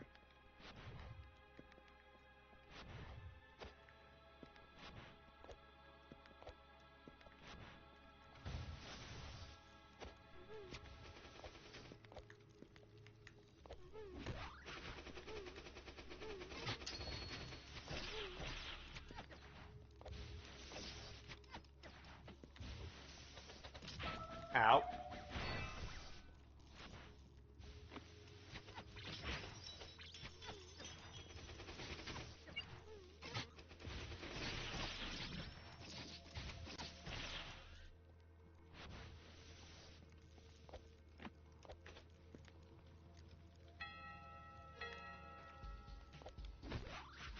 Hmm.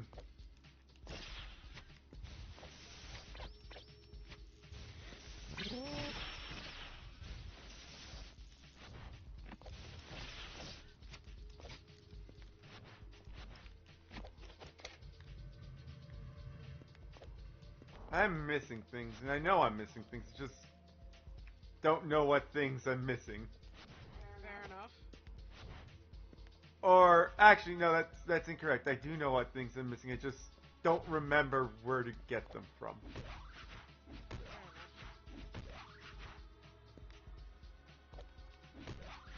enough. I am a furry, yes. Oops.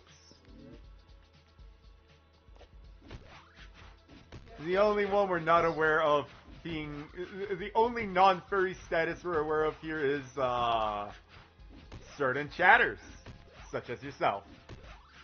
Yeah, but we're not here to be like, you gotta be a furry. That, we don't care. Nah, have fun. Relax. Yeah. Enjoy yourself. The good ones. I have no idea what you mean by that. But, I too hope I'm a good person. It's all I can really hope for in life, right? Is not be, you know... don't be bad. Like, here's the thing. I will often be like, yeah, I'm an asshole, but that's only because I can't always be nice. So if I go around telling people that I'm an asshole, when I do inevitably get angry and end up being an asshole, you were warned. But I don't try to be an asshole. I'm just well aware that I am capable of. At least you don't try to be an asshole anymore. When you were a teenager, I would call those... I am pretty sure as a teenager I was an insufferable little twat.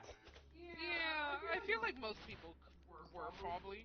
The issue is there is a chemical thing in the brain that basically someone tells you A and your brain immediately goes, fuck you, you're not my boss.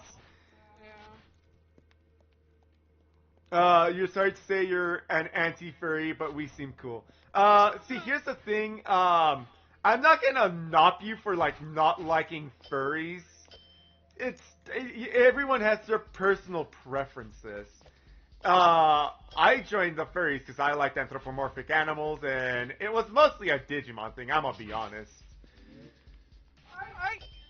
To say that it's like when you ask one is furries, that's also kind of like a hard question because I don't really consider myself like the furries of today, but I mean I still like furry stuff, so it's like yes and no. Yeah, exactly. It's like, I do not want to fuck all day long. Oh, you meant those furries. Yeah, okay, fair enough. They do get quite tiresome. Yeah, they do.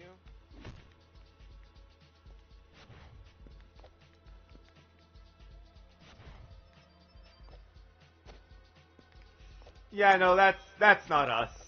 You know. My understanding of basically what you just mentioned is the furry community is filled with people of all walks of life, and human psychology does tend to go towards fucky fuck, but do not make it a central point of your personality. It's weird, it's gross.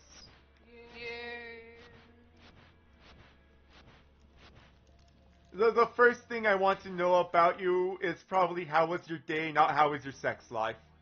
Yeah. What is it? It looks like Super Mario 64. It is called Pseudoregalia. I am playing with a mod that gives me a Renamon, but this is our main character, Sybil. She's really cool. And it is a 3D platformer that you kind of just hop about. Yep. It's on Steam if you're interested in it. Yeah, description is in the link below. And I basically play this between. I basically play this game between every other game I play simply because I'm spreading the Pseudoregalia propaganda because I find the game really cool. It brings me smiles.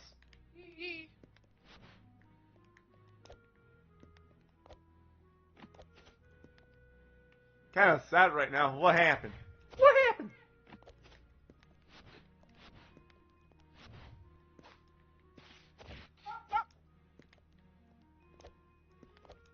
I can, like, I will try to help. It's a general thing that I like to do, but my ability to do so is incredibly limited by the factor that I am random internet person and I don't know people personally. The best I can do is I can give you a place to unwind. Yeah.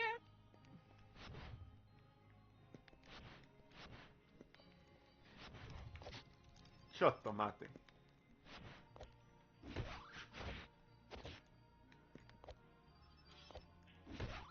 Oh Lord. This boss is kicking our butt.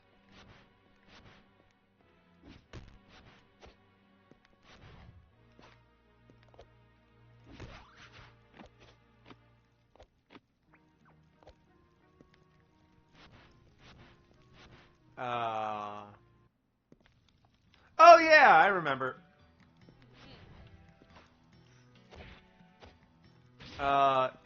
If I have done everything correctly, the last things should be in the barn.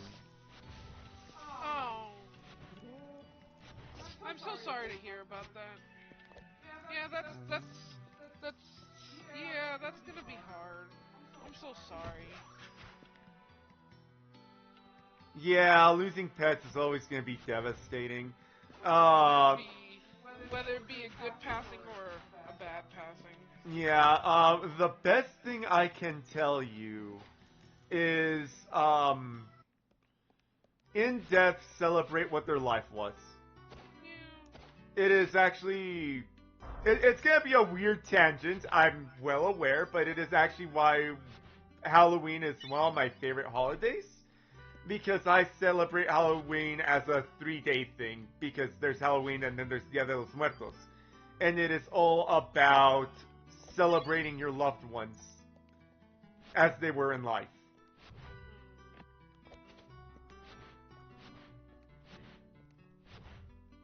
It's really bad now because he was no, because there's no spark in the house now. He was spazzy. Oh. Yeah, that's hard. Yeah.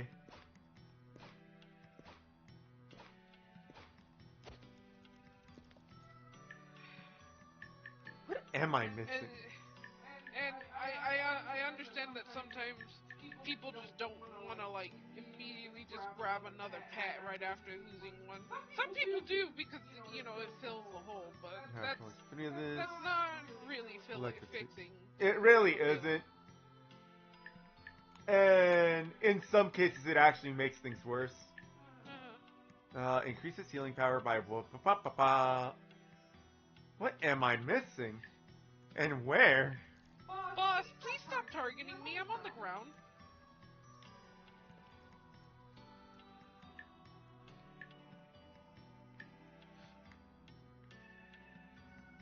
Oh, wait.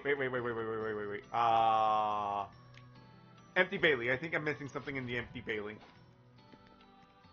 Oh, and here too, actually. Oh, thanks for the sub.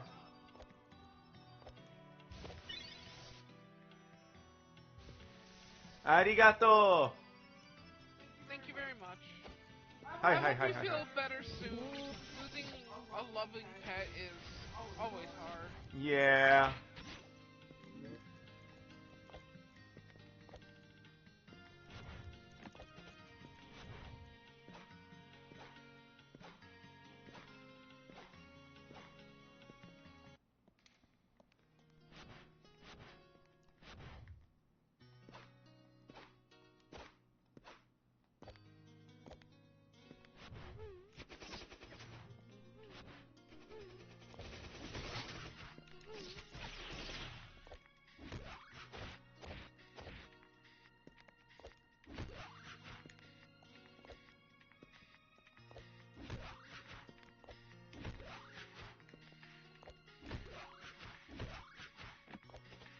Wait, if I already grabbed this, I already grabbed that. What am I missing?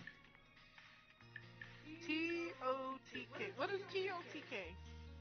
TOTK. Tears of the Kingdom? Oh. They added an expansion to Tears of the Kingdom?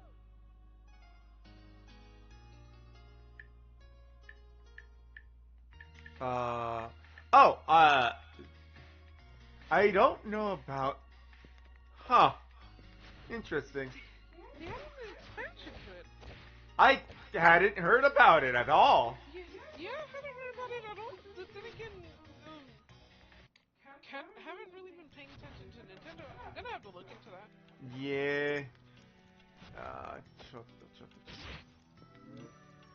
What am I missing? I know it's around.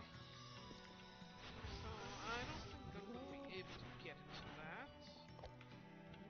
What So- am I missing? Okay, so I know for a fact that... Nani?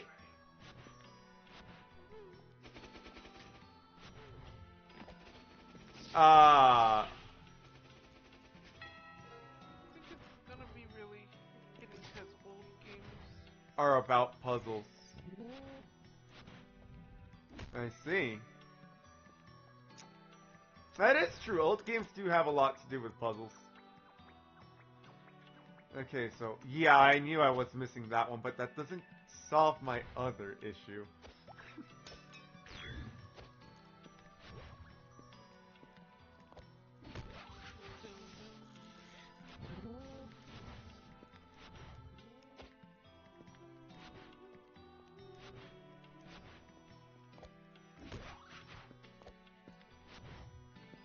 Whoa! That was the key.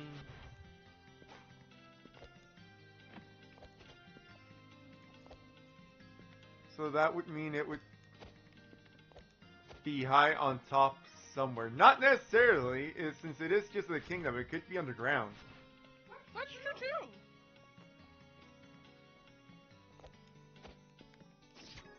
Like I'm just saying, that underground place that just the kingdom has can hide a lot of things very easily. That's true. Alright, pilgrimage. What am I missing? We have Tears of the Kingdom. We didn't know about the expansion though. Yeah.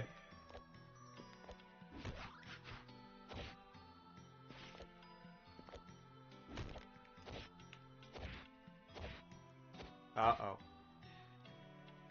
That's fine. Yeah, it's a blade. I am missing exactly one upgrade. I'm not remembering where it is. Fair enough.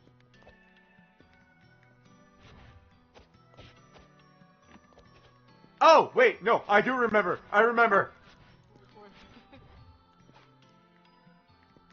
It's in a dilapidated dungeon. Ah.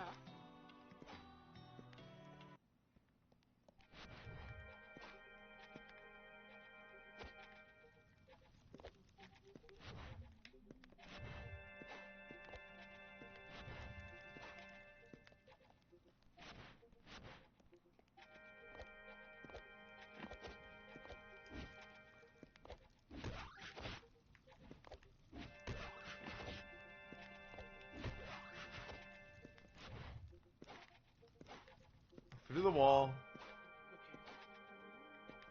Well, in through here, guess up, I'm oogly boo. up this way, out this way. Tears of the it's.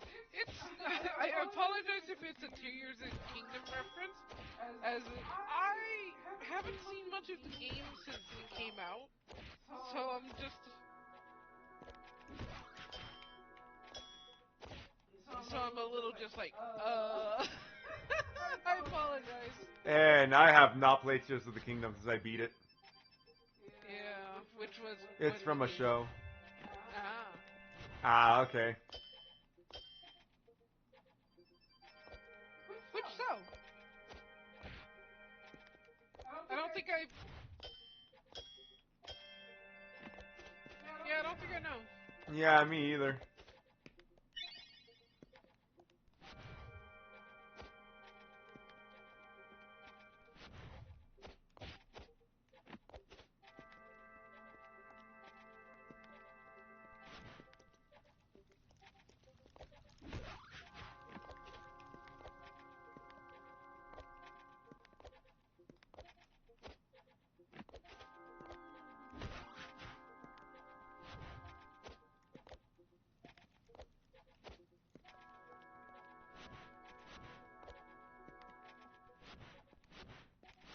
Alright, we're about to finish up the run.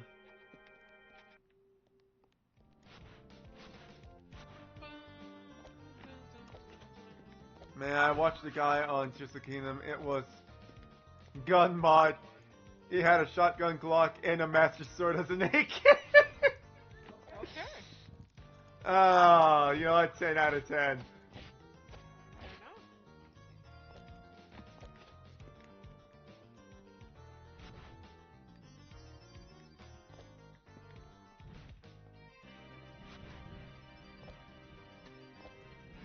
Uh-oh.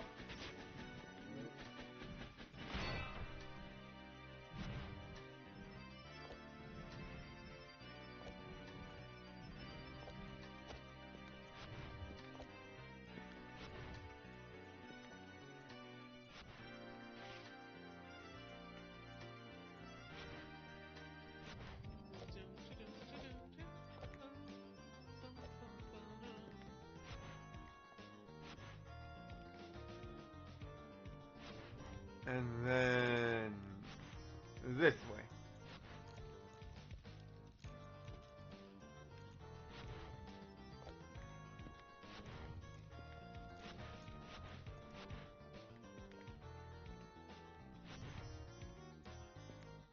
What Bro said to the Phantom Dragon was, how do you take a bullet to the head?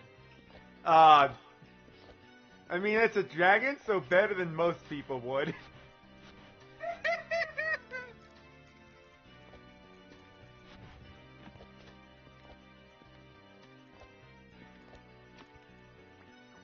Yeah, that's fair. I realize dragons are surprisingly thick.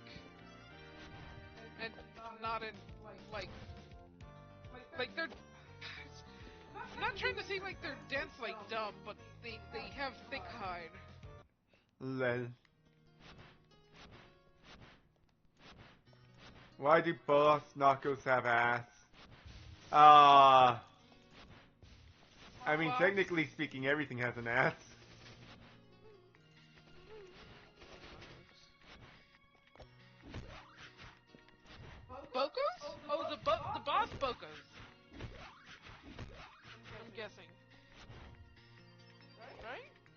I can only assume so. Because someone thought it was funny. Yep. I imagine that's what it was. Someone thought it was funny.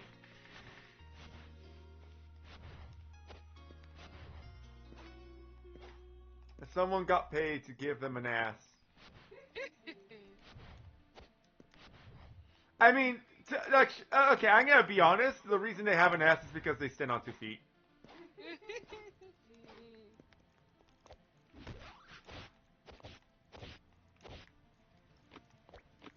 That is unironically, biologically, the reason why humans have an ass. When we started sitting on 2 feet, we needed something to counterbalance us. It became the butt.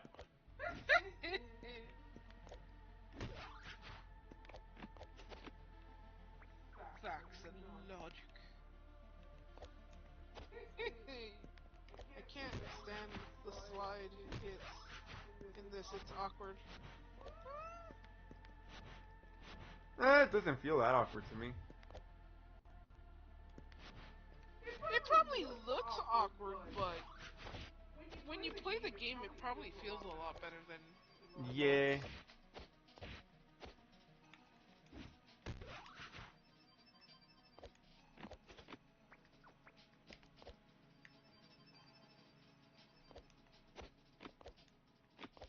What you gotta remember, though, is that it's all a dream.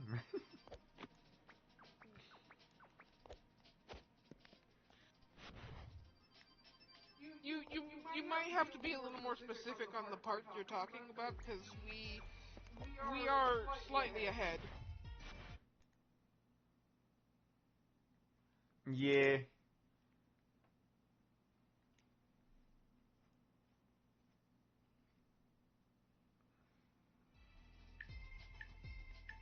Let's see. Clear mind, have 3. When the cam goes forward. Like, the part, and when...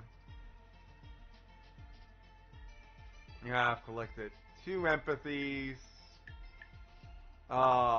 Increase healing power by half a pip. Collect 2 of those. There's just 1 of those. Pilgrimage. Aerial finesse. Yep, that's everything. Nice. Like, I didn't 100% the game, but, you know. I'm using the mod outfit as opposed to hunting down the in-game outfits. Yeah.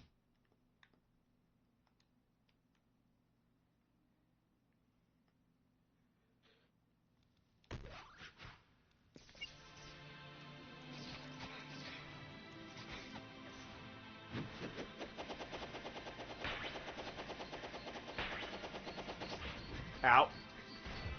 Gotta retrieve my blade. Sorry, I cannot play one. I do not have...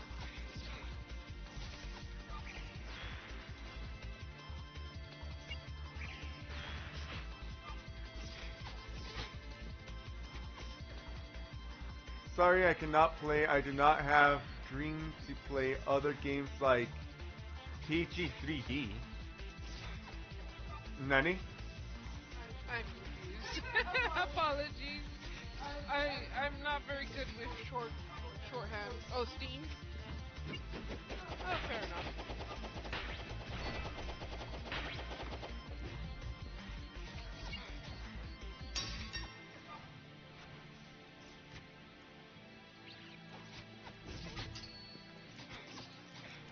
I do have tech. What? Wait, you can tech? Apparently. Pixel Gun 3D. I don't think I've heard of Pixel Gun 3D.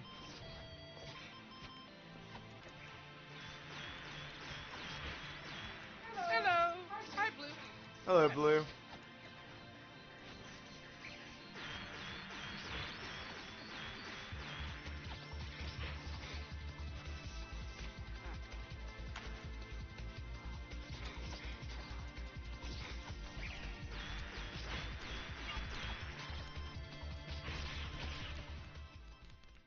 Victory! It's fast-paced like this. That's cool. not really the kind of person you want to hang out with. Rocket jump. Take care, Sybil. Anywho, that was the end of Pseudoregalia. Yep, it's a very short game, especially when you know what you're doing. Oh, hello, cat. You showed up just at the end. Oh, man.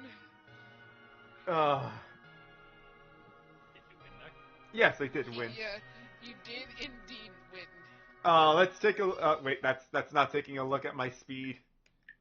Game, main menu. An hour 50. God damn, I've gotten faster. Yeah. It used to take me, the first time around it took me 5 hours. It's called Pseudoregalia. It's a fun 3D indie platformer.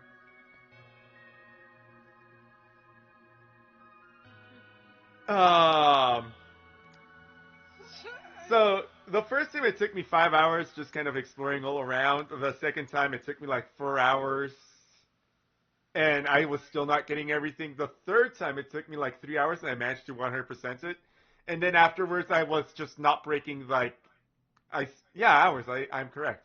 Then I could not break under the 2 hour mark, but you know I broke under the 2 hour mark, so 10 out of 10. Congrats, Ron. I mean, you did do some speedrunner tech, apparently. Very much by accident, because in the, you know what? It's easier to show.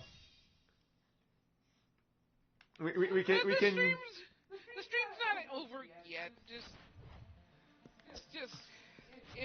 I don't know. The game itself was over, and generally speaking, I do end the stream after the game or around about 20 minutes ish.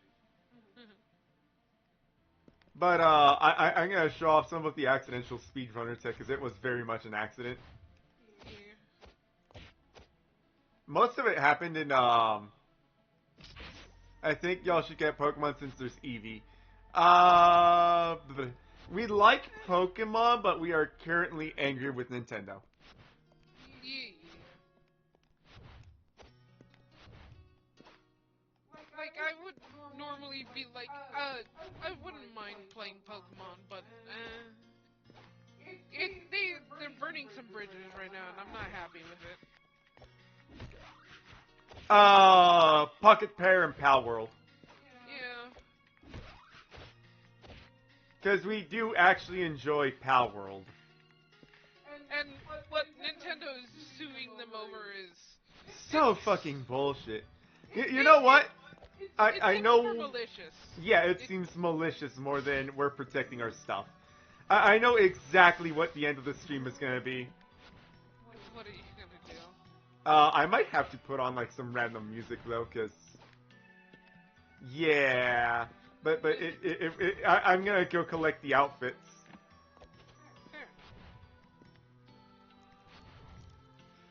We do occasionally play Power World, yes.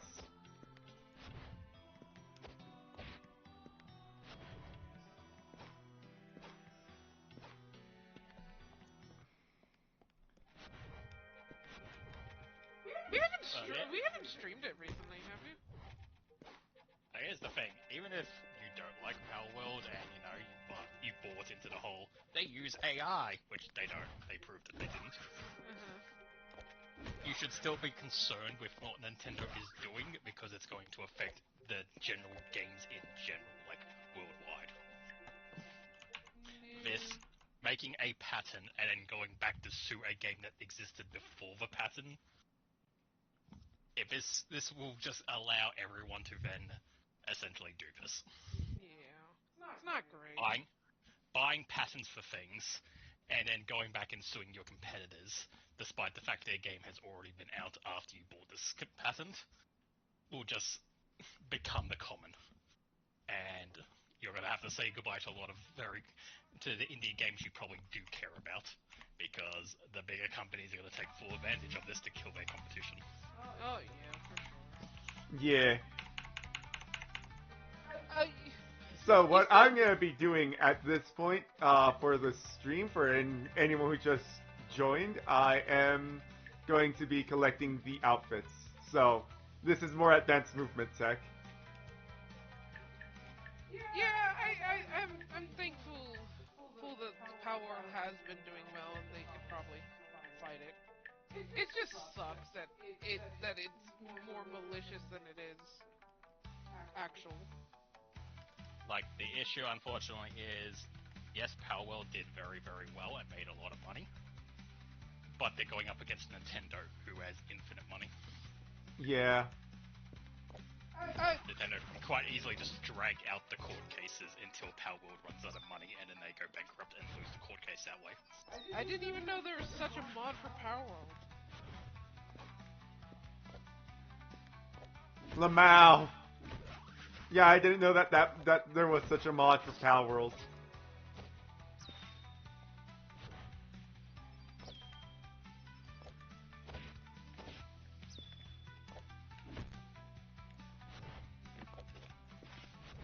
Anyways, oh god, I have a time limit on what I'm supposed to be doing, so I need to switch characters.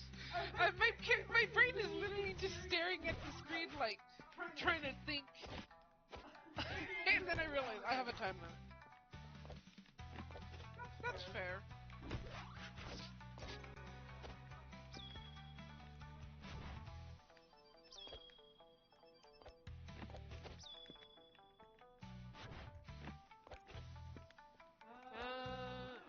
Ooh, Metric Prime is a good one. Yeah. You got taste. Oh no, is this...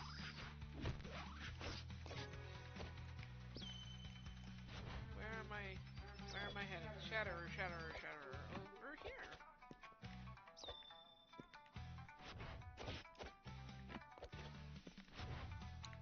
I can't wait to see more of Metroid Prime 4 because they've been only giving us crumbs, haven't they? I mean, yeah. I would rather them give us crumbs of, like, this Then is the stuff fuck we feel all. confident in. Like, here's something we feel confident at, let's let people see it.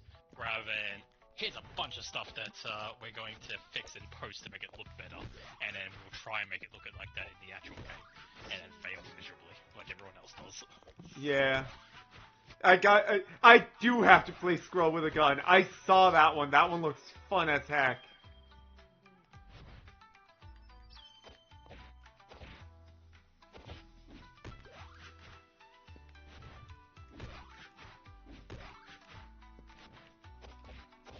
Speaking of gaming news, this is a bit like a few days old now, but it's come to my desk finally. Oh. Yeah, I mean, someone's gone into the files and worked out, after like studying all the characters, why Veilguard characters look so weird. Uh-huh. Their heads are twice as large as they should be. What? They have like bubble heads. Big head mode. Oh. Yeah, essentially. Like, whatever art direct, like, if you compare them to, well, pretty much any human model, like person model, the proportions for their head and their body are very out of proportion, to the point where essentially everyone's walking around with big head mode. And that's why all the models look really weird. Huh. That's very funny. It's an art choice, but yeah. it's an art choice, obviously, but that is a reason why they all have that kind of like weird proportion. Like, something doesn't look right. Interesting. It's going compared to every other thing in existence, including other Dragon Age games. They essentially are walking around with big head mode. Fair enough. That's weird. So, the best way that I can say it is, I think it is an issue of the game developer, where... Also, y'all know of graphic novels. Yes, I do know of graphic novels. I'm gonna say that it's an issue of probably the lead director that happened. Kind of like how it is an issue in the Halo TV show that they instantly showed off Master Chief's face. Because it's really hard to show emotion with a helmet on.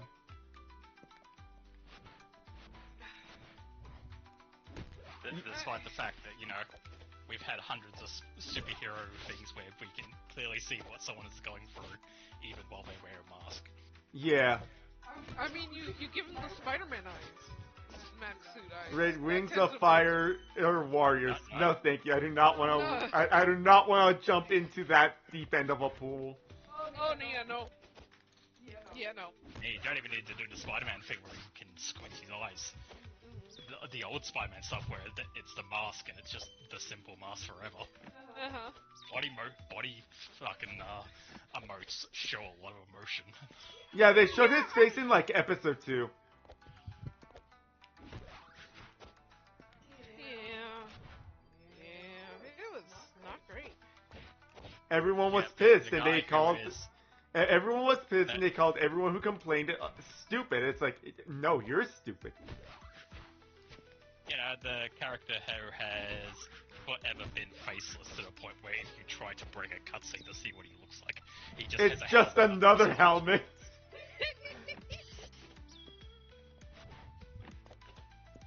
Let's have him take off his helmet. That sounds like a good idea.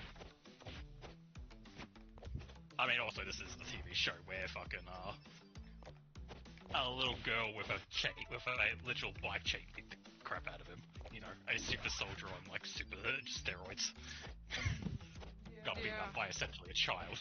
Yeah, that's also bad. A man who can lift up like, what is it, like so much. And he got That beaten man by a looks child. at a car that's flipped over, picks it up with one hand, and flips it over like it's a fucking paperweight. I mean, the Warthog isn't even the most like impressive thing. He flips fucking Tanks and I think stuff, doesn't he? I think it's called the Elephant, which is a transport thing where you can park vehicles on it and then drive it around. I mean, to be fair, he can Like, do it with a tank as well. Yeah, like you do it with the tank, but I feel like the vehicle which then has like 3 other warthogs or like a bunch of mongooses also parked on it, and you can just walk over and flip it the right way up. Right? Yeah, that got beaten by a child. A child. Yep. With a bike chain. It's also not like he's wearing, like fucking power armor that's designed to protect him from fucking bullets. But a little child wailing on him with a fucking chain. To the point where she could then wrap it around his neck and drag him around on parade in front of everyone. It's like...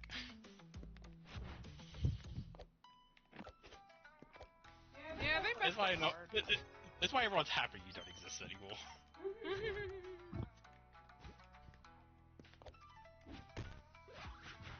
You spat on our favorite. I wouldn't even say favorite, but like Well, it was some people's favorites. That's the issue. that's true. Like, here's the thing. I fell out of Halo, but I will forever hold that, like, playing Halo 3 and Halo ODST and stuff like that with Alt and everyone else when I was fucking a teenager are some fucking cool memories that will live with me forever. They were the best of times and also the worst of times. Yeah. And because of that, while I don't really pay attention to Halo anymore, it being told, hey, they made a TV show about Halo and they butchered it, it still annoys me. Yeah. Like, I wasn't going to care too much if they came on as like, yeah, it was average. It's like, yeah, fair enough. But to be told that they literally, grabbed it and dragged it through the mud, it stings. Yeah.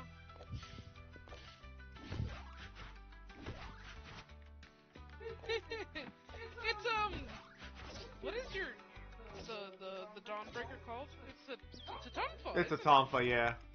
Yeah, it's a Tonfa. Not, it isn't very much a well represented weapon. It is very often overlooked. I mean, it's big stick. It is a big stick that you hold in a weird way. Yep. On one hand, Asia has some of the biggest empires in the world and some of the greatest histories of, like, warfare and stuff. But it is also very easy to make fun of their weaponry. Yup. I attacked A, you. a, a, a It's a big lot stick. of Sure, I want to hear a your lot joke. of their a lot of their weapons run into just it's a big stick. I was like, Don't get me wrong, big sticks are very effective. That's why we fucking use them even to this day as weapons. Like, if a zombie apocalypse happens and all I have at my disposal is a baseball bat, I'm gonna fucking use the fuck out of that baseball bat. Honestly, Cole reminded me that they also did stuff like that to like Cowboy Bebop, and that's. yeah. Go ahead, continue about the big stick. Oh no, I was gonna say on the zombie thing. Honestly, the two best things to actually have in a zombie apocalypse, I would say, is a shovel and a crowbar. Fair. Like honestly, getting like Furry like baseball bats and stuff, it's like yeah, they're good for like defense. But I'd rather But have utility. like crowbars and shovels and stuff. Yeah, they're fucking good weapons, and then they can also help me do other things.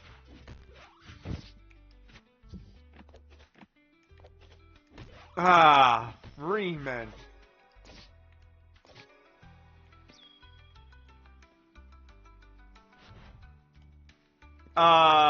You say MIK, that's the part of the joke that you have, and I have no idea how to answer that for the joke's sake. But the answer is no.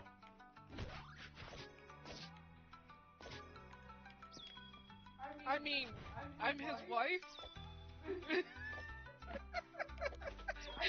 I'm raising up my hand like they can see that.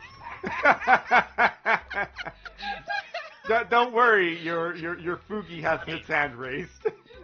Yeah, I was gonna say this would be a freaky racing She's always raising her hand, though. The crowbar will forever be tied to Half-Life for you. Yeah, that's fair.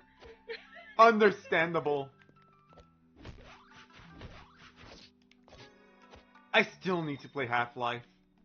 You have all Okay, of them. good. They are good games. Recommend. Like I've played them to like some extent, but I've never finished them. Look, they are the revolutionary fucking PC games because they're the ones who conquered the physics systems that everyone still uses to this day. Yeah.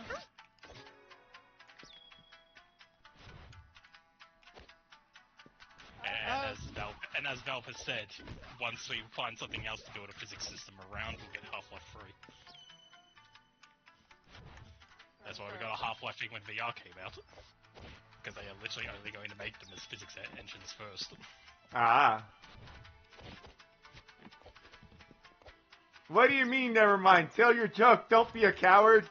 I mean, I think they said it, but we were lost in conversation. Ah. You mama know you gay. I mean, I don't know how do you answer that? Yeah.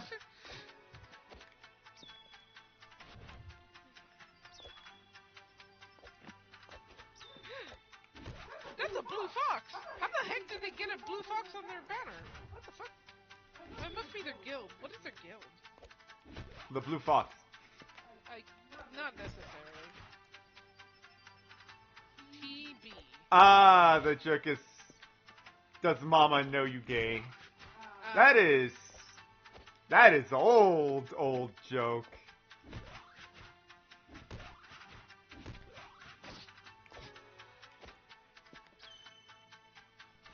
Remember to CC the heck out of the pole. Yep.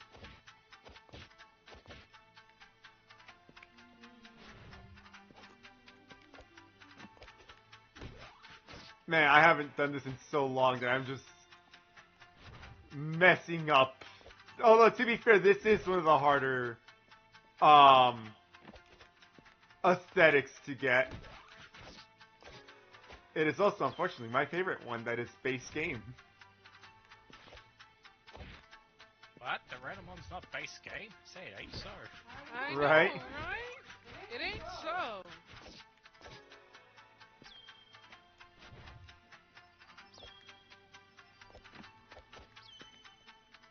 Yeah, here's the actual question about skin for the modded skins though. Uh-huh. Has anyone given her a pogo stick yet for the weapon? Huh. You know what? That would have been a good mod. Someone should give her a pogo stick. I keep messing up such simple jumps. I say such simple jumps. They're not simple jumps. It's just... Since I've done this in the past, my brain says they're simple. Fair enough.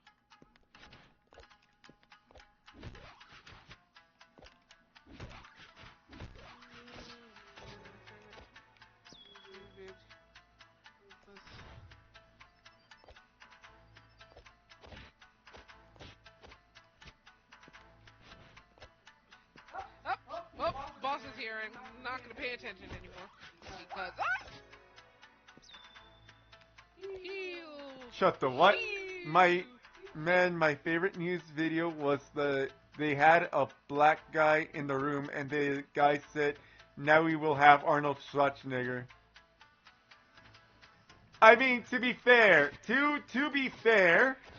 as funny as that is, I believe that his last name in German does actually translate to black.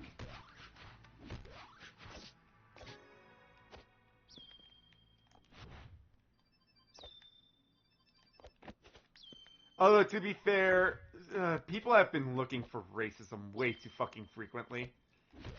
They are jumping at shadows because more racism, and it's just, fuck off.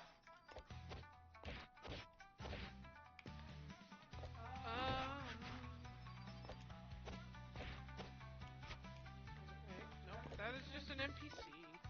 I apologize, I'm not paying full attention. I'm fighting a boss.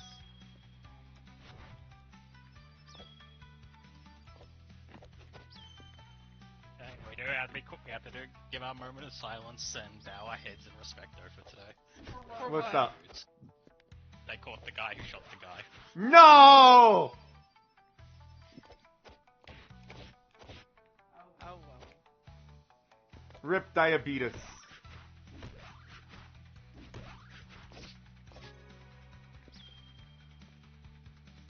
Why is night in Texas so cold? Because the desert does not know how to respond to inclement weathers.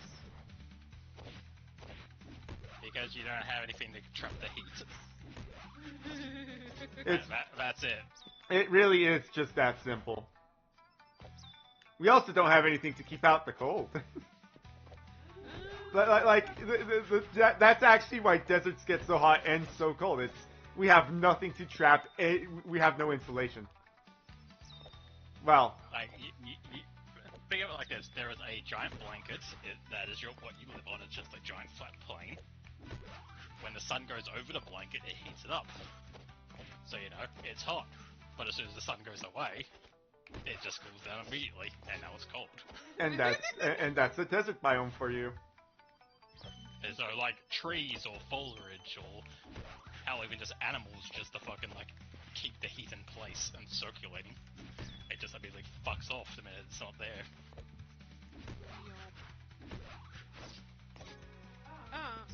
And yeah, sure, we want to hear a crazy thing.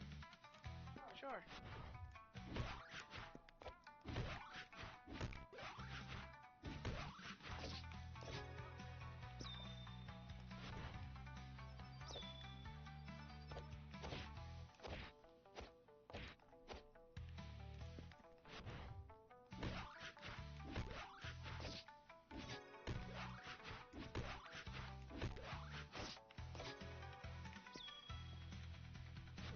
That's not necessarily true. No, that's not necessarily true. It's just a funny meme. Yeah, it is a funny meme. As someone who draws anime kind of regularly, also draw cats. No, it's not the same. Want to know an actual funny anime factor? What's up? You can directly link modern anime and all the way back to the events of World War One. Really? That is true, yes. I did not realize that. So if the guy never got assassinated, the war never would have kicked off, which means Germany wouldn't have got blamed for the war, which means World War II wouldn't have happened, which means Japan wouldn't have gotten nuked, which means they wouldn't have gone to martial law, which means they wouldn't start making anime in protest, or the anime style should say it, in protest against the government. Huh. Like, what we see is like the common anime art style that's, most things use as the baseline. Like, obviously everyone has their own style, but like, it is grounded with the same foundation. Interesting. That came about as in effective protest against the martial law after the nukes dropped. It's also where the whole tentacle porn came from. Oh no!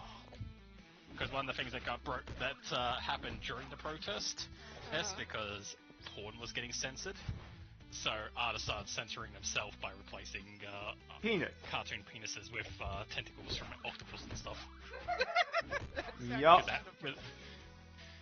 So that's what led to the running joke of the tentacle porn. Fair enough. Happy haha. And then I made a subcategory. I mean, it's made a lot of categories. So. It really has, hasn't it?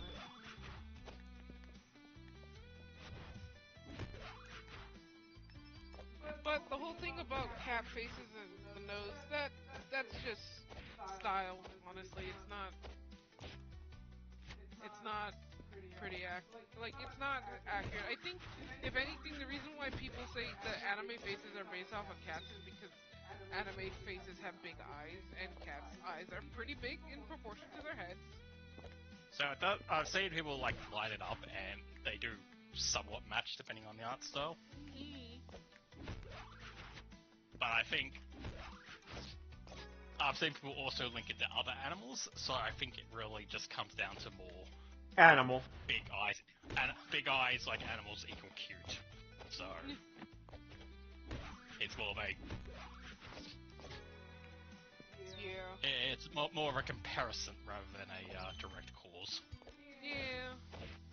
The cat and the anime characters share a lot of features because those features just happen to be cute. Not all anime is fucking cat boys and cat girls. Yeah. God dang it.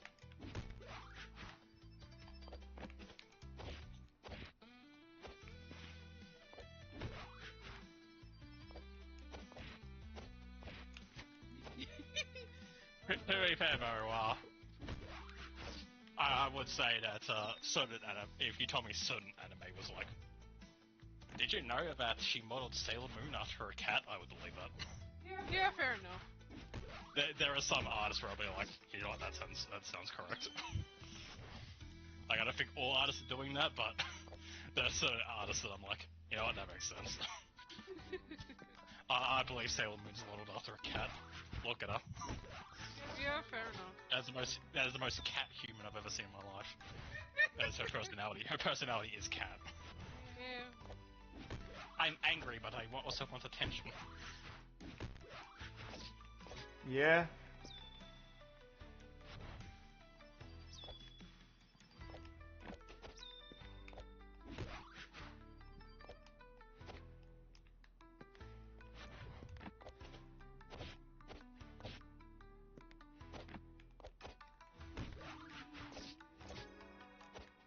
The time. Good night. Yes. I guess it's already like 1-ish.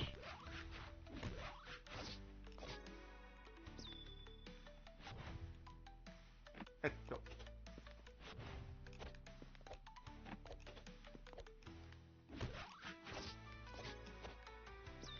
Oh, how's your day, Blue? Yeah. That was bad. Bad. What? I said it wasn't bad. Oh. Oh God! I heard it was bad. I'm like. Oh, that's all I heard too. That's what I was like, what? You know what, it was bad because Ren keeps fucking up this jump.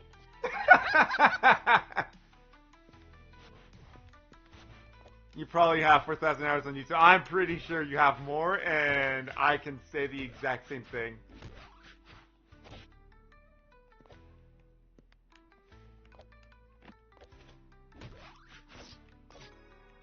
I'll be truthful. I regret how much time I spent on YouTube. I don't. Like, yes, I could have probably have, if I took all the time that I have spent watching a YouTube video, put it all together and looked at it, it'd be like, you know, 1/3 of my life, I'm sure.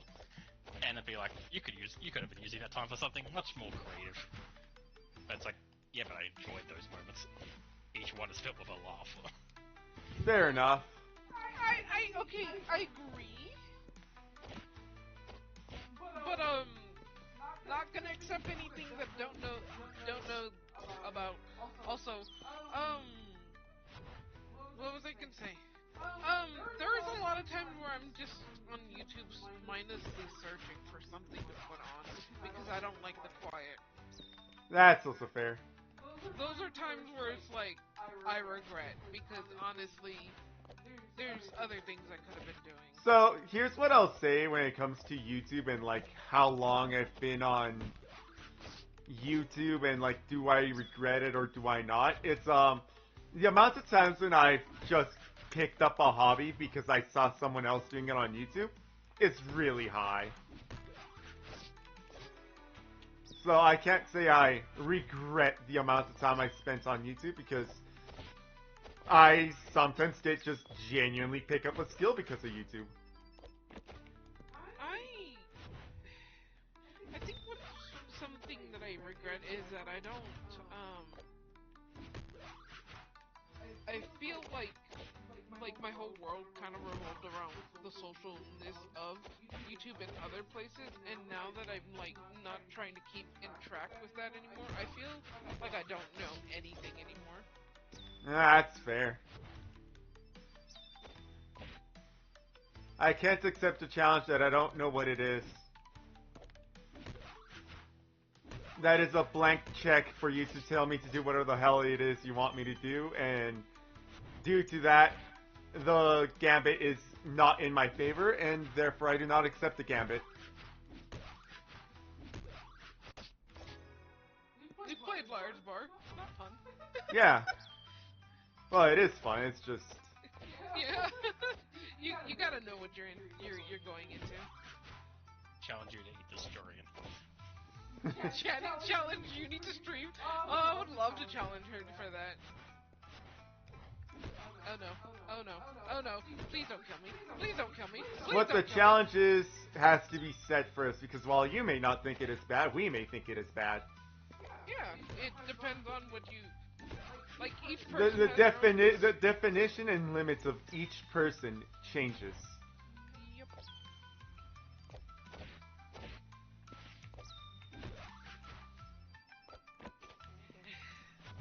I'm. One does not make a habit into doing blind bets. Exactly.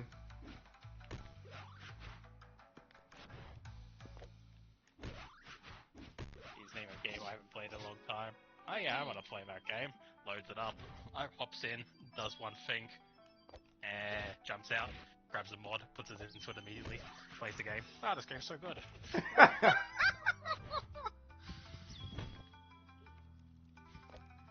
Watch what? Watch Watch season season- 2 of Calvin from the fuck now. Watch season 2 of Calvin from the Fog, and if you scream, that scream is 1 hour on Warhammer 40k. I don't know what Calvin on the Fog is. Also, I'm confused what he means by scream.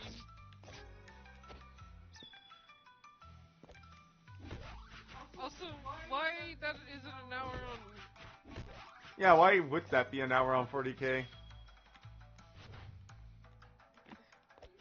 Like, I mean... I like more Warhammer Fantasy more than 40k. So, looking at, from quick Google shot, Uh-huh. Calvin from the Frog, I'm guessing is some kind of Minecraft creepypasta thing, Oh. but it's just a bunch of people, like, doing their YouTube, pretending to be scared face, pointing to, like, a creepy guy in a Minecraft, kind of just floating there with a big mouth. Ah. Man, my creepypasta phase ended a long ass... Oh. My creepypasta phase ended a long ass time ago. But Look, these guys don't need to watch 1,000 hours of Warhammer. I'm here to do that for them, and then fucking yell at them about it. It's very That's fun. my job. I show up every few days to complain about something that happened in Warhammer. Mostly fantasy. I mean, Warhammer Fantasy sounds funny and great. I mean, it was until I ruined it. Well, yeah, fair enough. Yeah, fair enough. Where am I supposed to be going? I don't remember where I'm supposed to be going on this.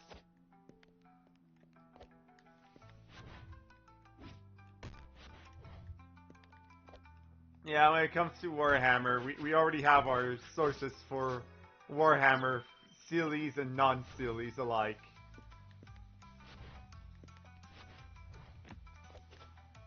Remember something, What? because two pieces of things have been said in like within 10 minutes of each other, and I remembered something because of it. Uh-huh. Oh? So Warhammer, and then also people searching for things to be angry about on Twitter. Oh? Oh, God, what happened? There's a new lord in the new playable character in what's it fucking called? Total War Warhammer 3. Yeah?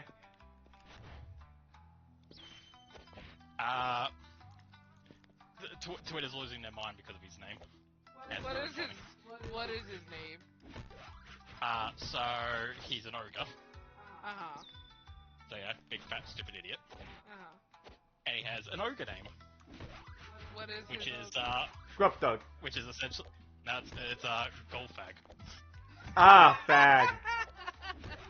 uh, I already found where the issue is. So it is GOLGFAG. And they're jumping at the shadow of my homophobismus.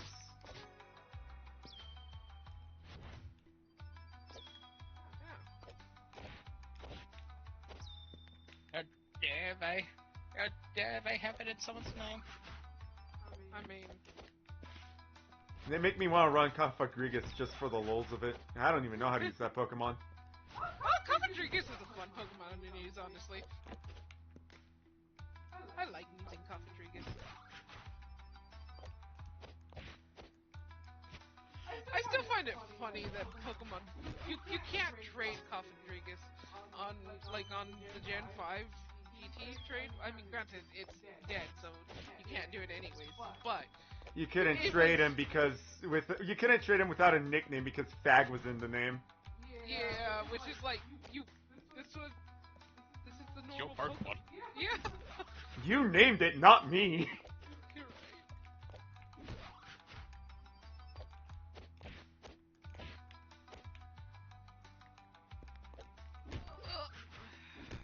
Wayland jump. Oh hey, torch. I mean, I too have There's a guy I watch it, so you get fucking Total Warhammer and Mhm. horrible censoring. Mhm. The guy I watch, his name's Nasser. So Nasser. Yeah. But because he has the word ass in the name, they censor the word ass.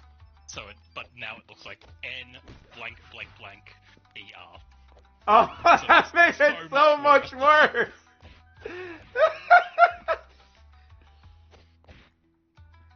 It looks so much worse.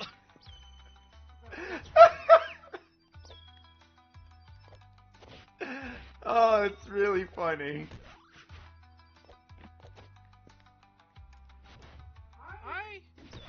I'm stuck.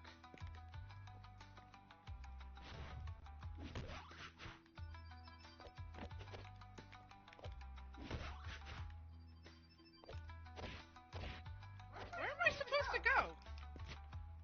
Eh. I slipped off of the thing, and that's annoying. Game, please, you're gonna have to show me a little more than the few seconds you've been showing me. Nah. But that would give you a hint. Yeah, it would.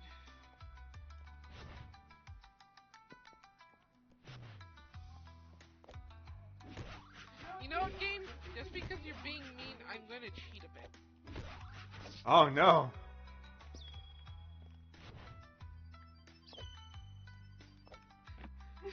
As a necromancer, I have the ability to jump. Ah, fair.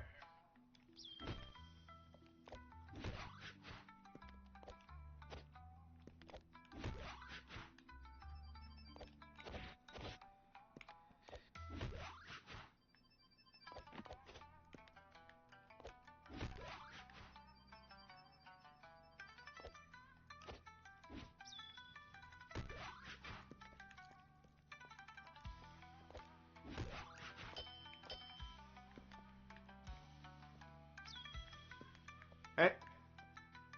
Oh, motherfucker. And slide! Okay, cool.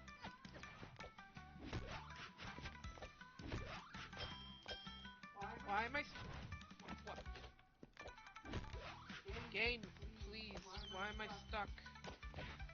The one time I don't fuck up the jump and I'm like, I'm done! No, I wasn't. Hiya. Hey.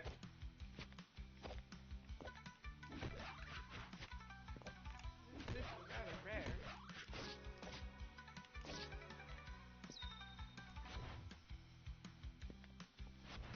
You might, Gosen? Yeah, that's fine. Yeah, that's fine. This is kind of just to showcase the movement of the game, and I'm not the greatest at it. To the wizard tower. Shit, I should have done something first. Damn it.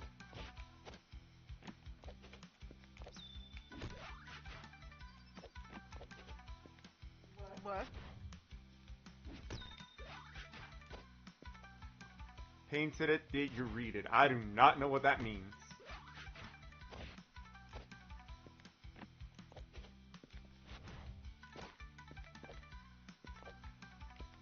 Oh wait, paused it. Did you read it? If you're talking about the fact that you might have to go soon, yes, we did read that.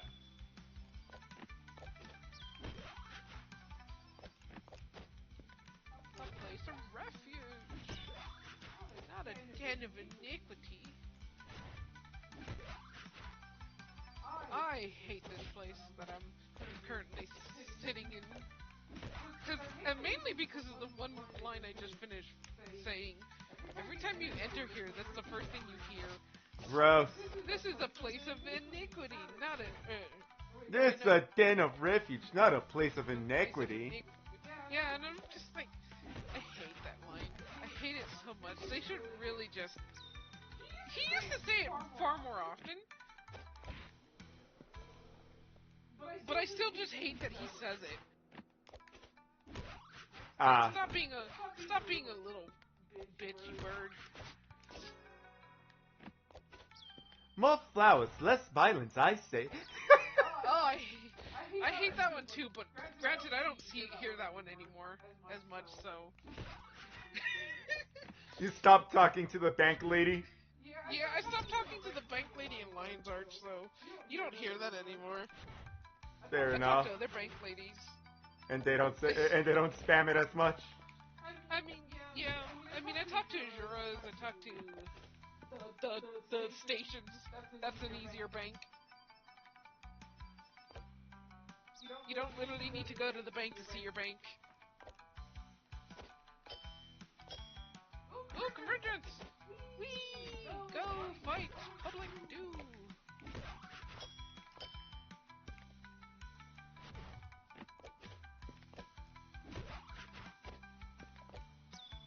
Yes! Oh, I did it! I feel like the fact that he wants you to read something that out loud is kind of like a gotcha moment, and I don't like that. I don't know. I see the one that they want me to read that stuff.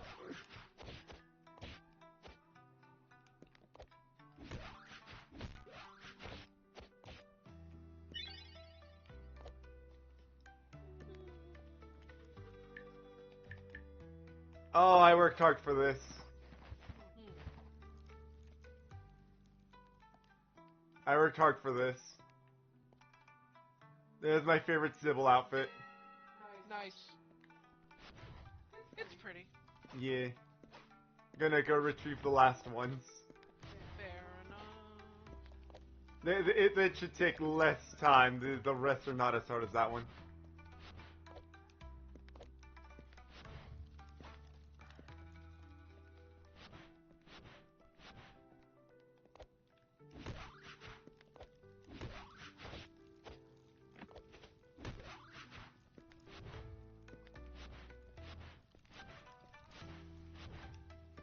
Oh wait, there is one that I think is harder. Oh. It's It's the one in the church, the barn, right? no, the barn one is easy. It's the one in the underbelly. Oh. Me and that one don't get along very well. Fair enough. What time did you want to end streaming? I'll get one more outfit. Fair enough. I know exactly which one too. I gotta unlock the ability to grab it though, but it's the one in the it's the one in the blah, blah, blah, blah. The theater.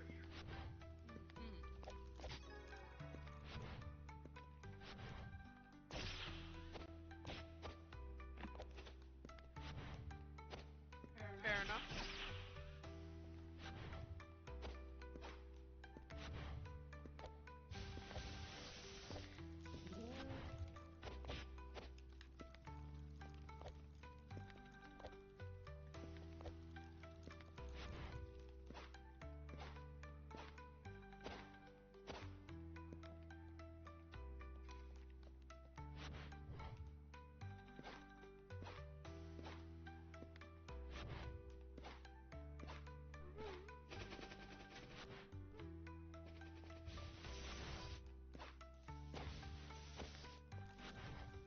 How do we only have 49 people? Or maybe, I guess, one person's dead. Super Mario has a gun. Nah, I'm good. Nah. Honestly, I'm kind of sick and tired of guns. Gun gameplay. Unless the gun gameplay is, like, very unique. Which is why, yeah, it seemed like just it's a gun. Gun. Yeah, it's a pretty one-note trick. But I think so far the one that it's like, yeah, I'm willing to play the funny game where the joke is a gun is squirrel with a gun. Yeah, because you're a tiny ass little squirrel running around with a gun, and that's funny. And every shot you shoot, The basically recoil, sends my bro, the recoil. yeah, it sends you flying.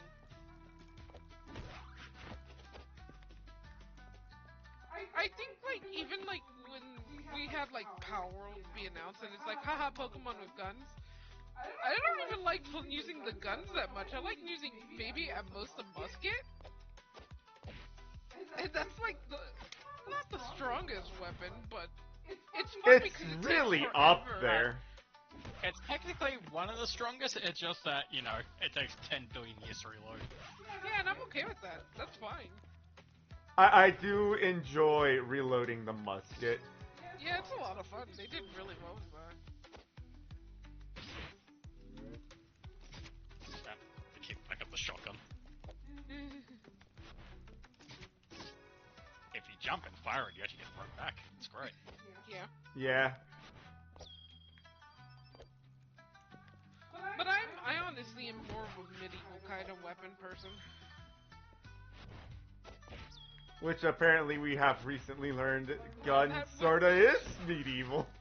Yeah, that's still surprising to me.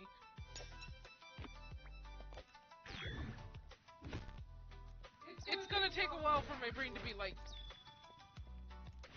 Like, here's the thing, you guys are... The problem is people when you say something like, you know, the first gun was made in like the 13th century or whatever it was. The 10th century. Everyone's like, holy shit, a musket in that era? It's like, no, it wasn't a musket.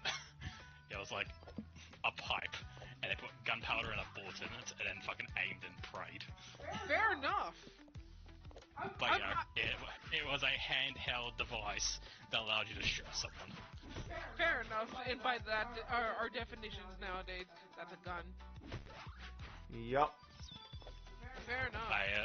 It was held in a hand, therefore it's not a cannon. It doesn't classify as a cannon.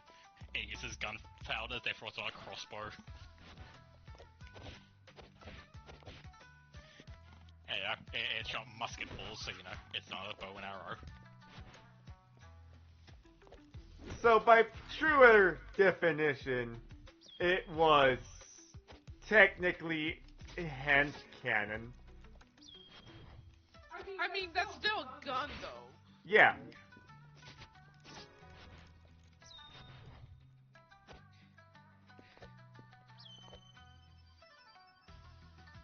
But yes, a hand cannon is essentially a hand cannon.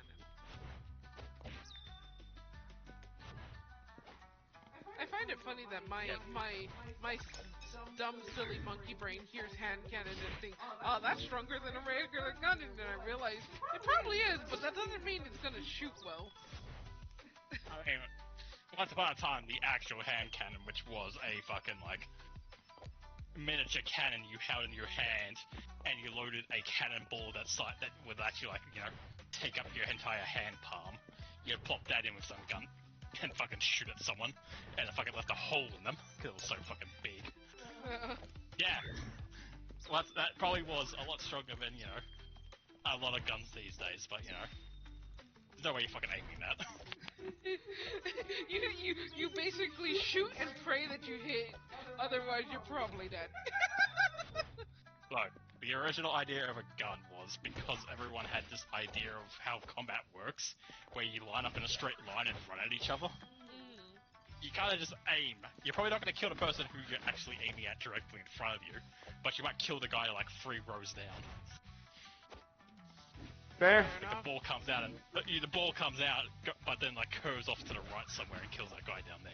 It's like, well, I didn't kill the guy I'm looking at, but I killed someone else. But someone definitely died because of me.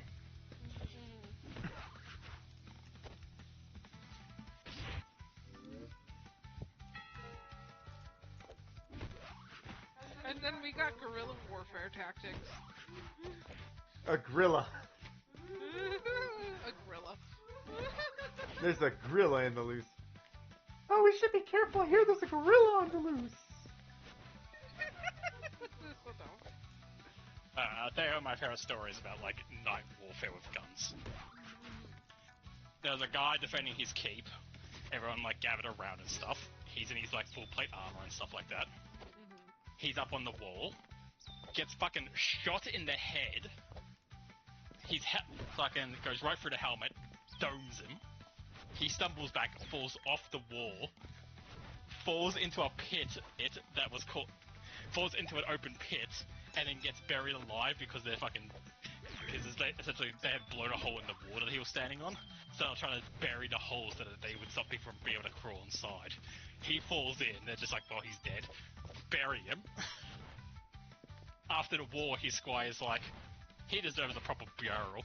Digs him up, and he's just lying there, just staring at his squire, like, what are you doing? Help me up already. Wait! He lived! He lived, bitch! Wait! Yeah. How long was the time between being buried and dug up? An entire war for the fortress, so entire siege day. Oh god! He lived, So bitch! because he had a helmet on, though, none of the dirt went into his face, so he had like that pocket of air. So he just lay there and waited. After getting shot into the head and falling off a wall.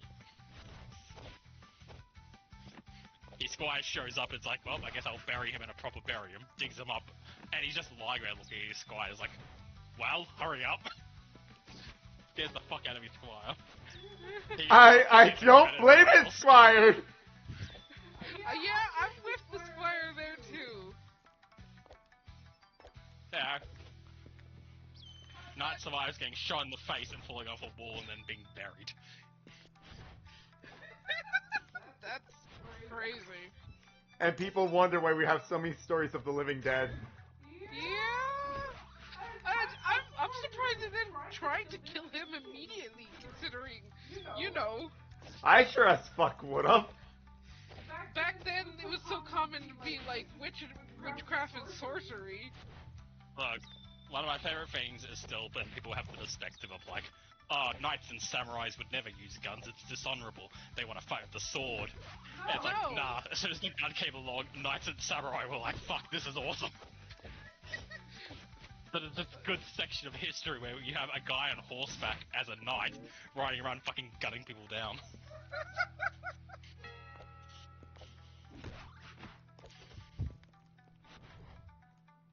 We brought guns over and the samurais were immediately like, this shit's awesome. I don't have to get up close and And throw my life personal. away. Right?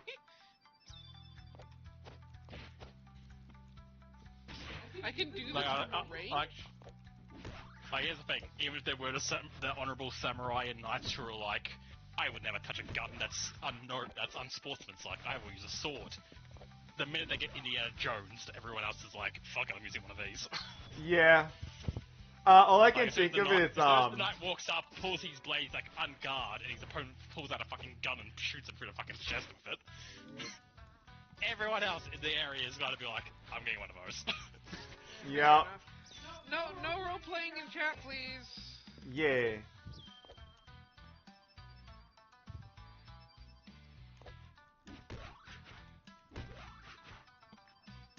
Like, apologies that we're not reading everything, but we're all kind of doing our own things. Yeah.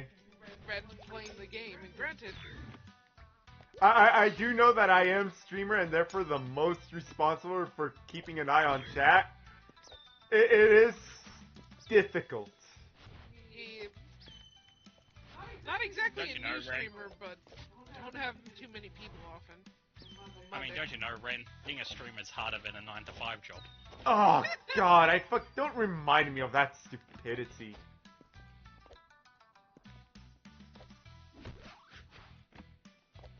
There is a singular argument in which that is true, and it's the streamer who has a 9 to 5 and then streams on the side. Because, you know, he has the 9 to 5.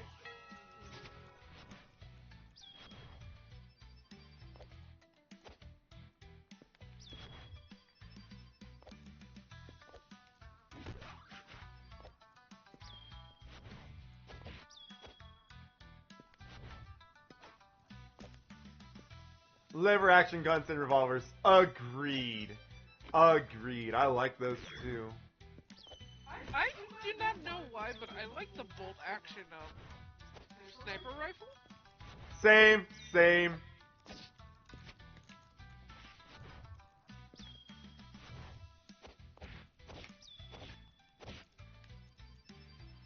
Let's see.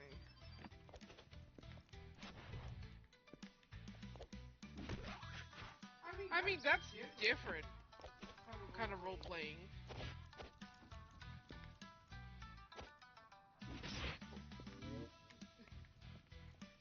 I don't know why, but guns only have like a slot for a single bullet. I always seem to gradually fucking drift to at some point. Yeah, same. Like, you fire, then reload, and because of that, I never in that instance in my head where I'm like, oh no, I haven't reloaded in a while. All I can think of is, Russian Badger talking about more clicks, more dopamine.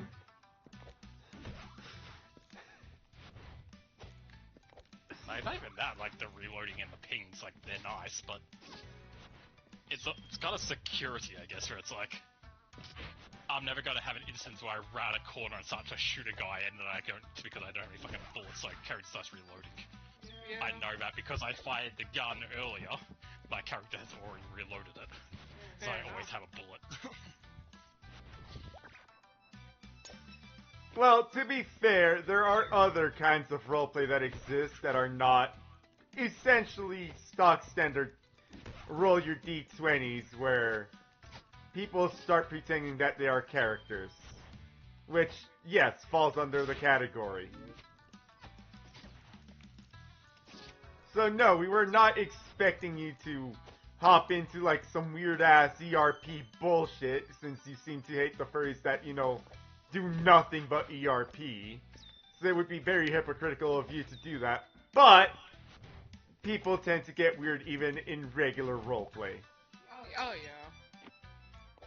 Especially when people don't also want to take part. So it's just like, just don't.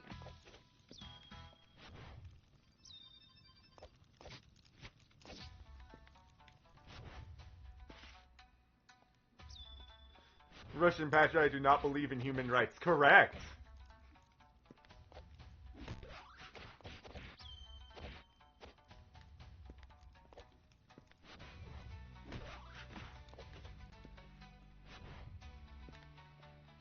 How am I healing?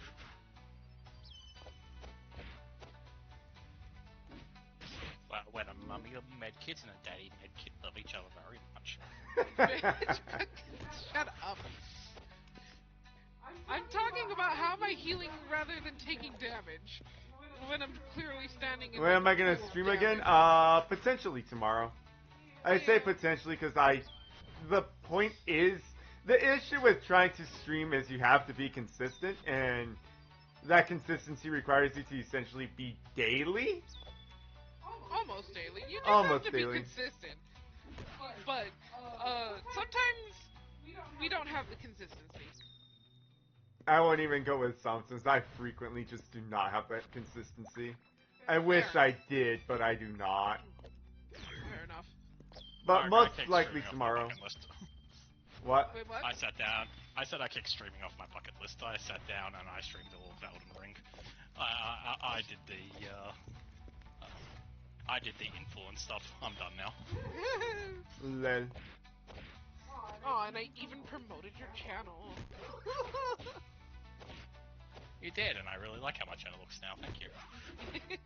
No, that's not what I meant by promoting. I meant go check it out. Ah. I mean, Why am I... streaming can... it's something that you can always just return to as well. Yeah.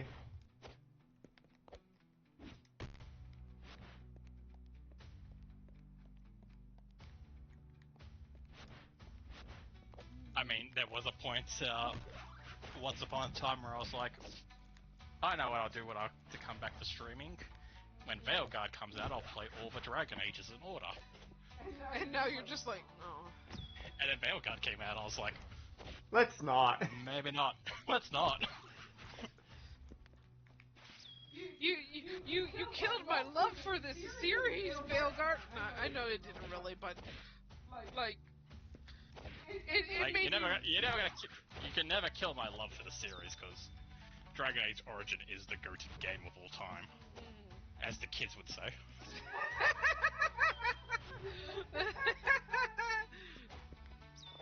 Fair But enough. you came out with a terrible game, and it's like, well, I don't want to play your terrible game. I want to play a Dragon Age game.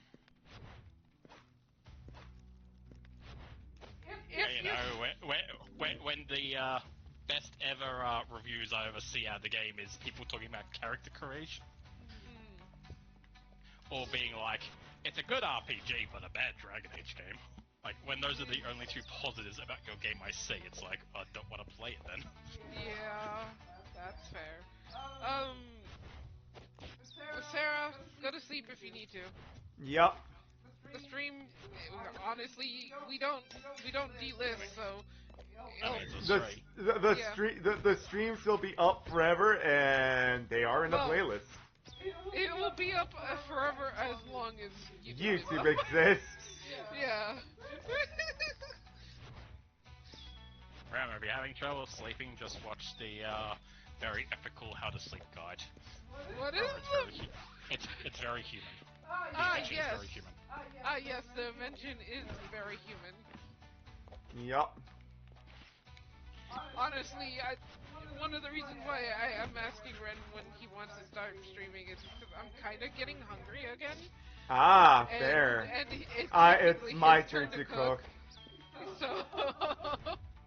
Alright, Like I managed to get the outfit. That was the last thing I wanted to do. Fair enough.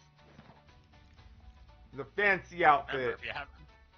Remember, if you have insomnia and you're having trouble breathing, just put a plastic bag on your head and lie down for a little bit. The invitation is very human. No! The design is extremely human. I mean, it is very human, but it's not good. Within 10 to 30 seconds, you should fall asleep. No. As for waking up, well, we'll see. No. The design is very human. Yeah, I can go find a safe point and I'm gonna go find a safe point and call it.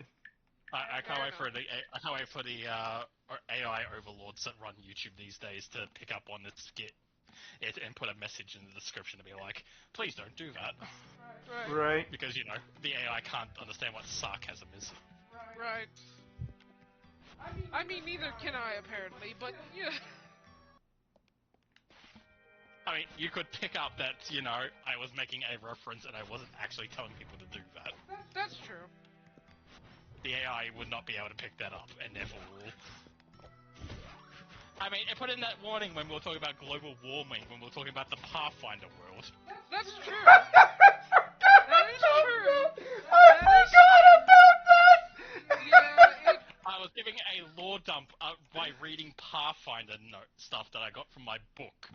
And Ren got a fucking thing being like, global warming is yada yada yada. It's like, we're not talking about this, you fucking stupid machine.